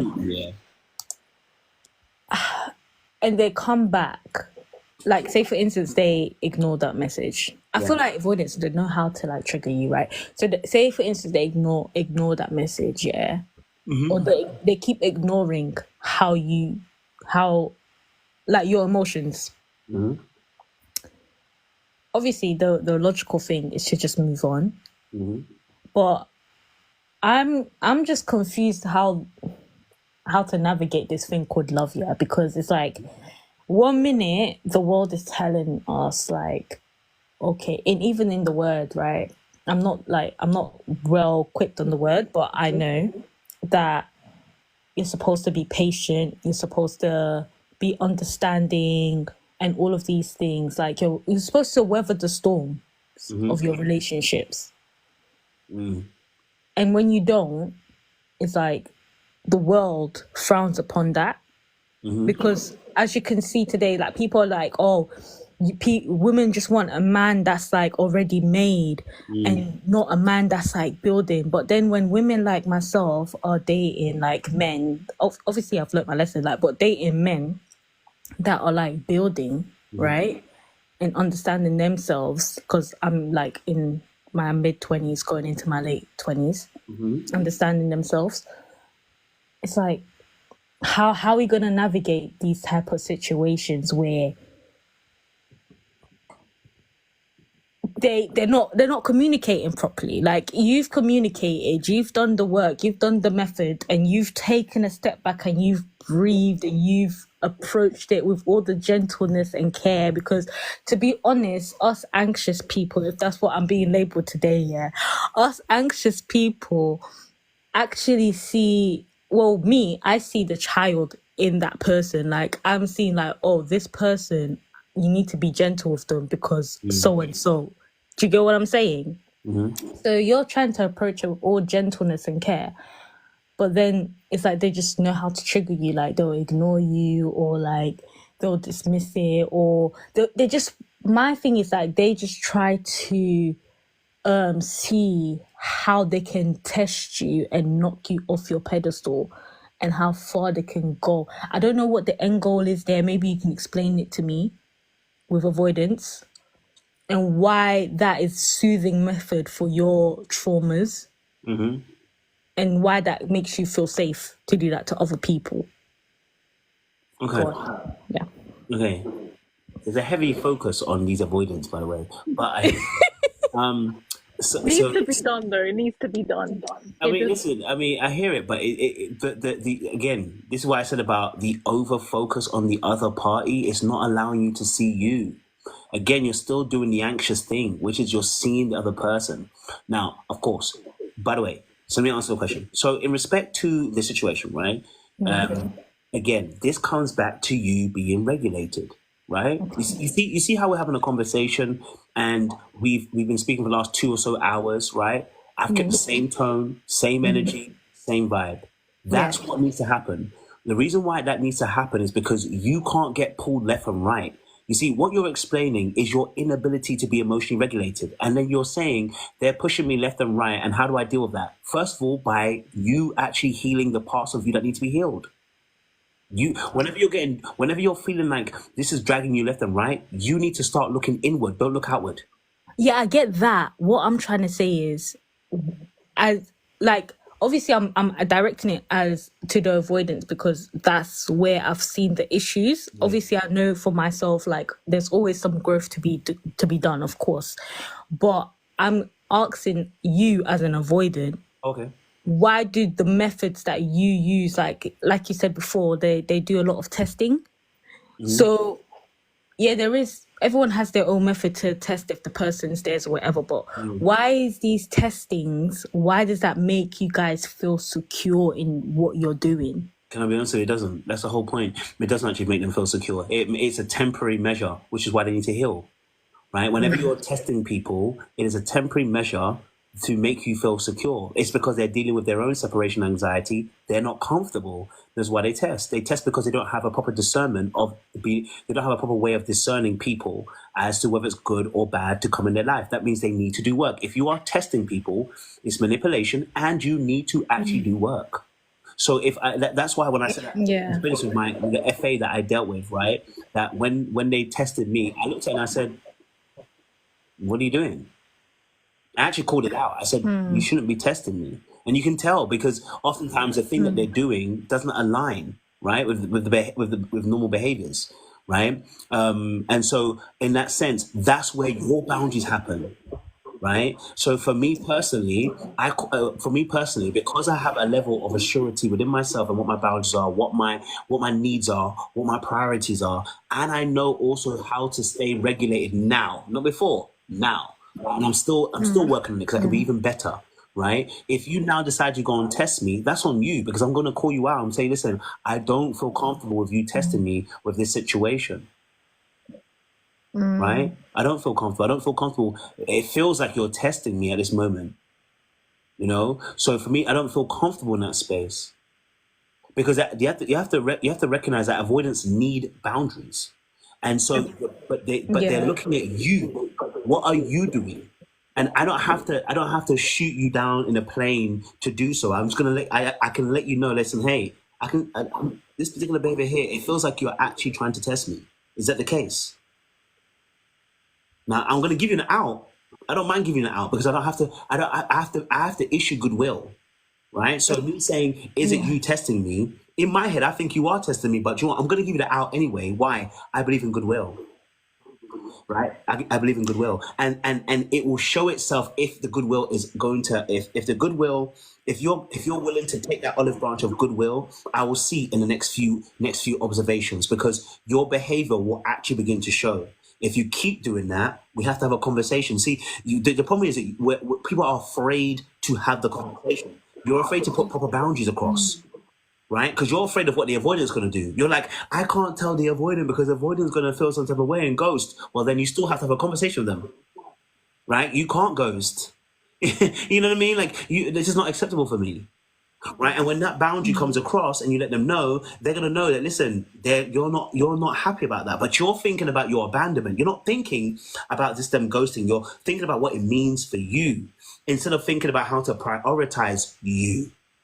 And so that level of selfishness is what you're struggling with. You need to learn how to be more selfish so that you can actually put those needs across so you don't feel guilty when you actually do it. Because every time we're talking about this, we're thinking about what they're going to do or how they're going to feel about it. Well, I don't care because I'm going to do what I need to do. I'm going to tell you that this particular aspect, I don't particularly rock with it. If you're deciding to ghost me for 4 or 5 days, I'm going to let you know this for me doesn't work for me. It doesn't work for me, right? I don't agree with this particular behavior that we're doing 4 to 5 days. But I don't mind you taking space. I want you to communicate. I want to let you know that I'm on your side. You know what I'm saying to you? And I can understand that you may need some space. What I do want, though, is communication. Because if you don't communicate with me, then I feel some type of way about this interaction. Because now I feel like maybe I'm thinking to myself, should I be reassessing what the relationship actually means? Because it's not about you taking space. It's about you taking 4 to 5 days, which I think is unacceptable. Right? So that's what, see, I'm not afraid to have that conversation because I'm not afraid of you abandoning me anymore. Now I used to be. So I wouldn't have the conversation because I'm like, okay, 1, 2, 3, 4, 5. All right, now I'm going to blast you. You're getting blasted now, right? But at that point, now I'm going to ruin a relationship. If I've waited to 1, 2, 3, 4, 5, I've seen it 6, 7 times. I've given you so much grace. How did they know they were getting grace? You didn't even tell them they're getting grace. So how would they have known? You are saying they have grace because you in your heart are giving them grace, but you're not communicating that to them. Right? So this is why it's important to be able to communicate with the party and let them know. And don't be afraid to communicate that. You know what I'm saying? That's why it's on you. It's on me to be able to do that. You know what I mean? Yes, Esmeralda, you have a question. Hi, I'm not going to drag it, don't worry. I just wanted to say that speaking of what we spoke about before, like just what we spoke about right now, about you internally being the avoidant, why do avoidant people downplay their emotions, even though they internally feel like that, but will not actually say it. Like, I'll give you an example. Like, meet someone and they'll see you, you'll like be around them, and like they won't be verbally expressive, meaning like they know you look good, but they will not give you a compliment. You can see that they're attracted to you, or like you know that they care about you by the way their actions are being presented, but they will not internally say, oh, you know what, I care, I want this, I want something. Do you know what I'm trying to say? So it's like with an avoidant, they downplay emotions, and then when they lose you, they will realize, you know what, I actually feel this type of way. But when they had you, it's like there's no, you're not voicing that. And even like if I'm doing something wrong, for example, I'll give you another example. If I'm doing something wrong, they will not tell me, you know, you're talking too much, you're doing too much, can you stop? Like, they won't tell me the issues that I'm doing. But if I have a problem, I'll voice it to them, but they won't internally voice the issues that I'm doing that they don't like. And do you bring that up, that they don't bring up issues? I do, and then they're just like, I find it hard to just cope with a lot of feelings. And then what's your response after that? My response is like, if we're gonna make it work, you're gonna have to try. Okay. Do you say to them, how best can I help you to make this happen? No, I say it's going to take some time, but if you want it to work, we can try. We can try together. It's not just on you; it's on both of us. Do you know what I mean? We can work as a partnership. That's what it's about. Okay. So it's not that I'm asking for the reassurance, but I'm giving them time. But it's like they are. I don't know. It's more like there's like a barrier there. Are you confident? See, it doesn't sound like you're very confident when you're saying that you want them to speak up. When I say confident, what I mean by that is like it's not giving what it needs to give. Let me say that in a sense, right? Like like I said, because in this instance, they need to speak up. Okay, cool. So if someone's okay, let's say for instance, you're noticing that they're not really speaking up, right? Again, so here's what I would say to somebody, right? You know, I can see that, you know, it feels like you're holding a lot of stuff in. You know what I mean? It feels like you're not really saying what's really on your heart and your mind. In fact, I have an example of this. I had a conversation with a female friend of mine, and a couple about last year, and I remember she was like, she's like, it just feels like you have a lot of issues with me. And I said, yeah, but you have a lot of issues with me too. You just don't say it. And I said, listen, so we're having a conversation. I said, we're having a conversation. So here's what I said. I said to her, listen, so I'm gonna shut up. Tell me what the issue is. What are the issues that I've got that you have a problem with? Because there ain't no way that you ain't got no issues with me. So I'm gonna shut up. What are the issues you feel? Now, do you know what really sold it? I didn't have to even follow the CBEC. Do you know what sold it? It's the fact that I said I'm willing to shut up. And when I did, I actually shut up. And I kept quiet. And I said, I'm going to wait for you to talk. We can, I don't mind sitting here for the next 5-10 minutes. You won't end up talking. Because I'm willing to wait that period of time. But like I said, if you're not willing to wait that period of time of quietness, it ain't going to happen. If you're dealing with an avoidant, you're going to have a period of quietness when you're asking for this thing to change, right? So if you ask that man, hey, you know what? I can see that, you know, there's been a lot of things I've had an issue with, but it can't be that, you know, I'm perfect and I know I'm not perfect. There must be no one's perfect, right? There must be issues I actually have. So I'm going to keep quiet. Tell me what the issues are. The issues? Yeah. Tell me what you feel my issues are, so we can begin to work through them. Because I also want to grow, and I also want to be able to make you happy. You know what I'm saying to you? Now you keep quiet. And you give it a few minutes. It's going to take 5. Don't be. It's a game of chicken. Don't give in. Right? Because he's looking for you to see. Because he goes, I know she can't meet my needs. I know she can't.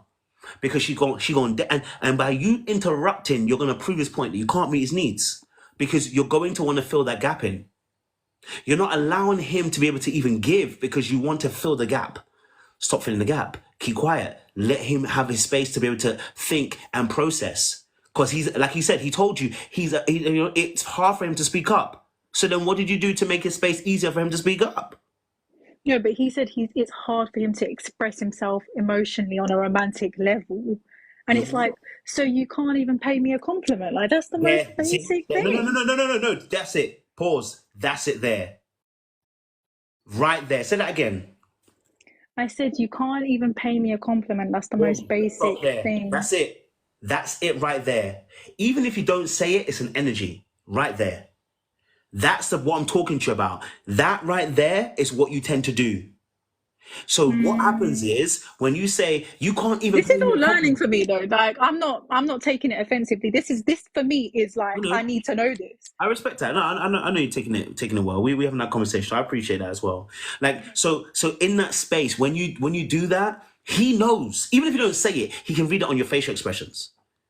That's what you're feeling. So immediately, that person, again, like I said, so when you're saying about wanting him to open up, it doesn't sound like you want him to open up. It sounds like you want validation.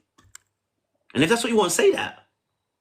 Rather than, you can't pay me a compliment. Do you know what it is? It's not even validation. It's just you want to be appreciated by the person you're speaking to and the person that you're with. It's not even a validation. You want to be treated with appreciation because with me, I can pay you a compliment. If you're looking sexy, I'm like, you're looking sexy today. For me, it's not a problem. But for you find it hard to tell me that I look beautiful. What? No, okay, so how would you ask him to have more compliments then? No, but it's been raised up. This is what I'm telling. How would you then say it? That's what I'm asking you. I just said, what I would say is, I've noticed that like a lot of the time when I come and see you, like I'm looking good. Like I take care of myself. But when I come and see you, I don't feel like I can tell that you're feeling some type of way, but you're not giving me much compliments. And he was like, and then something about like, oh, like I just find it hard, to just speak about my feelings and just tell you how I feel. And I'm like, okay, that's fine. But like, it got better over time. Mm-hmm. It just went back again. Like it got better, but then it was like, oh, going backwards. It's like that's what it is. It constantly feels like they're working, they're getting there, but it's constantly going backwards. Yeah, that's what it is. Yeah, and sometimes it just strips the. Sorry to. It's alright. Don't worry. It's like you're just hitting the nail on the head when it comes to like certain things you're asking them to do. Don't you think that it strips the romanticness out of it? It strips the romantic side out of it. Sometimes, when a man just appreciates your beauty, why do I need to ask you to appreciate something that you was attracted to? And enough, you're so attracted to it that it's more time. It's more time. They're the ones that want you first. Imagine. Exactly. So where do we go from there, Kojo? Because it's like, why do I need to keep asking you? It's a lot of asking. But do you not have initiative? So they do, but you have to understand, okay, when you get past the honeymoon phase, their fears are now kicking up, okay? So their fear is vulnerability. So complimenting you can become part of that vulnerability. Now, nothing in what you guys said was, when you were explaining what you were explaining, nothing in there was really about you, what you was explaining. What I mean by that is this. When you explained it, what you were meant to explain is that, I would really appreciate some compliments, right? It makes me feel good. Yeah, I've said that though, Kojo. Kojo, I voiced that to him. You didn't. You gave your example, you didn't voice that. When you gave your example, I voiced him. Listen. Baby girl, you did not. I'm so sorry, you didn't, Esmeralda. And that's why I waited for it. You didn't. So what you said, you gave it you was almost there, but you weren't all the way there. We need to know, we don't know how it affects you, right? And I'm talking about the positiveness of it. Because if you're just talking about the negative impact of it when it's actually a compliment, because you're looking for a positive result in this aspect, right? So what saying it in a way like, for instance, saying, you know what, you might have said, okay, look, hey, again, we start with that CBC. I really appreciate when you give me compliments. It makes me feel good. It makes me feel on top of the world when you give me a compliment. You know, I would like more compliments. That's it. In the future, I would like more compliments. You know, because it makes me feel good. But I love it when you how compliment do you me. feel about that? How honestly speaking, Kojo, yeah, flip it and reverse it. How do you feel to ask a person that you are dating in a relationship with to give you compliments? Shouldn't that just come naturally? Somebody's dressed up, they look nice. Amen. Amen. How does it make you feel? Yeah. Am I a beggar on the street? Like, But that's your issue. how That's does not it my make you issue. feel? That is your issue. I know, but I'm saying, like, put yourself in that shoe, in like our shoes. Like, how does it feel? How would you feel to ask somebody that you're in a relationship with to compliment you, to even have that conversation in the first place? How would it make you feel? And The it's not. funny, the It's not funny even thing is, I that. have been in that situation, and I had to discuss it with them, and I didn't feel comfortable doing it. I was like, why don't they just do it naturally? And I remembered myself, when people are avoidants, this also is an aspect that happens to them. So what did I have to do? I had to be secure. You see, it's making you feel insecure. That's the problem. Yes. Keep focusing on them. It's making you feel insecure. So Something now that they're happy you are looking for. for their validation. That's the problem we're having. Instead of you being secure and then being able to go, okay, look, I do want more compliments, and then being able to bring that forward. Hey, you know what? I love but when you give me compliments. It Kojo, makes me feel good. But you keep, Kojo, but you're shifting it again. You're not focusing on you. You're focusing on the other party, and that's what you're going to have an issue. You need to be secure. That doesn't mean that you don't want compliments. It means when you address the issue, when you address it from a place of security. Yes, you know what? I like compliments. You know, I'd want some more compliments from you. You know what I'm saying to you? Because when you compliment me, I feel on top of the world. It makes me feel good. And then when they do it, you say, listen, I appreciate you. I know you heard me. Thank you for hearing me the other time. And I appreciate when you compliment me. It's a nice compliment. Thank you. You let them know that later on when they do it, you appreciate them for what they've actually done. And if they start to wane off a little bit, so long as you've seen a baseline of good behaviors, by the way. If they're bad behaviors, you should know that they shouldn't be in a relationship with you. But if you see a baseline of good behaviors, you then let them know again, hey, look, I can see it's tailed off a little bit. What's going on with you? Is anything going on? You know what I'm saying to you? Because, I really do appreciate the compliments. It makes me feel good. I don't want to, when you tell me that I look nice, look sexy, it makes me want to dress up even more sexy. I think the hard part, though, is the fact that some men, when you give them compliments and they're not giving them back, it kind of builds their confidence up to a point where they actually don't want to be complimenting you. They would rather just get the compliments from you to make themselves feel better. Yes, that is a case, but again, it's still back to you. You want the compliment, which is nothing wrong with that, by the way. It's fine to want the compliment. Can I just ask the girls, do you know these guys that you're talking about? Yeah. Was it the case of, like, at the time when you started dating them, were you dating multiple people or just that one person and it led to a relationship? Just them. It's just been them. So my question to the main host is, even for myself, like, I've been single 4 months now and I've worked on myself and I don't need validation from anybody. Like, I'm really enjoying my life, but I feel like I've always dated just one person and it's led to a relationship, and then I've ended up emotionally tied to them, and then it's went downhill as far as not getting compliments and emotional stuff on his end. So now I'm thinking, should I just date multiple people, as in like conversations and activities together, and get to know different people to work out what kind of relationship I should actually be wanting and what characteristics I want from a relationship? Does that make sense? Yes. So, okay. So first of all, let me just make it clear, because obviously I don't know. So let me reiterate. So we are coaching on attachment styles, by the way. So I know we had a conversation, so I'll make it very clear. I know it's slightly off. The only reason I'm asking it is because obviously if the girls have only dated that one person, it's led to a relationship, and then they're constantly having to ask for things from them emotionally, and they're maybe not getting it. Could that be why? Because I've had the same thing. To be honest, the first thing again is that if dating a certain type of person is not necessarily about you dating multiple people. The multiple people is not the issue. The issue is the person that's in front of you and what you're requiring from them. And the reality situations, a lot of times we are dating people that are mirrors of ourselves, right? So depending on what your attachment style is from a jump, that's going to obviously influence some of the decisions you're going to make when it comes to a particular person you're going to choose as well. The important thing is, if we're talking about these things when it comes to compliments, there's nothing wrong with having compliments. There's nothing wrong with wanting compliments. You are absolutely entitled to want compliments. It is the way we go about it and the way that we address it, which is what I'm talking about. Because this is a skill and an art that doesn't just matter if you're just avoidant. It's about you and being secure, and that is the way you have to approach it, regardless, because you want to be in a secure state when you're dealing with people.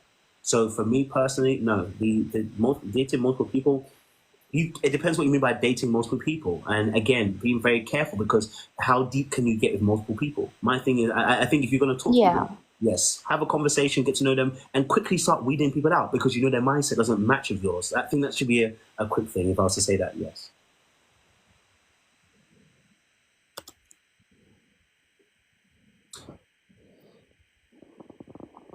Okay, let me see this next person. Yes, Shy likes. Yo, what's going on? What's good? By the way, this is a coaching session. So the question is it's not a panel, by the way. I just want to make sure, because unless we are joining, think it's a panel. It's not a panel. It's a coaching session. So do you have a question? Not really. I thought it was a panel, to be fair. No. Sorry, it's not a panel. It's actually a coaching session. So if you've got a question, I'll be happy to answer it. It's around attachments. If you haven't watched it, we've been on for the last 5 hours. We're talking about attachment styles. If you haven't got a question, it's not a panel. So I will have to have a question. All right. I appreciate it, Captain. Thank you. Okay, I'll have a question. Go for it. So let's take the light. I really don't want to, but you're forcing my hand. Let's take the light off of the avoidance and ask. So, what is one of the major things, would you say, like anxious people as an avoidant? Have you experienced? If you have had an experience with an anxious person, what would you say one of the major things that we do? Yeah, that triggers you. Yeah, go on. Again, I think it's been a long time since I've dated someone who's properly anxious. I'm normally with fearful avoidance, but they carry the same energy, I guess. But I think it really is it's the way that it's a passive aggressive way that they go about trying to get their needs met, rather than just being a bit more direct about what they actually need from you, and then getting annoyed about it after. Because can I have an example, please? Sorry. So let's say, for instance, your example, right? Let's say, for example, like wanting a compliment, right? So they. Let me try. I have a friend who was more, and I'm going to give you an example of this kind of aspect, so I don't mess it up how she did it. Okay. I gotta be careful how I say it. I don't want to get anybody into. Don't drag anybody into any situation. Okay, so I think I'll give an example for anxious people, right? So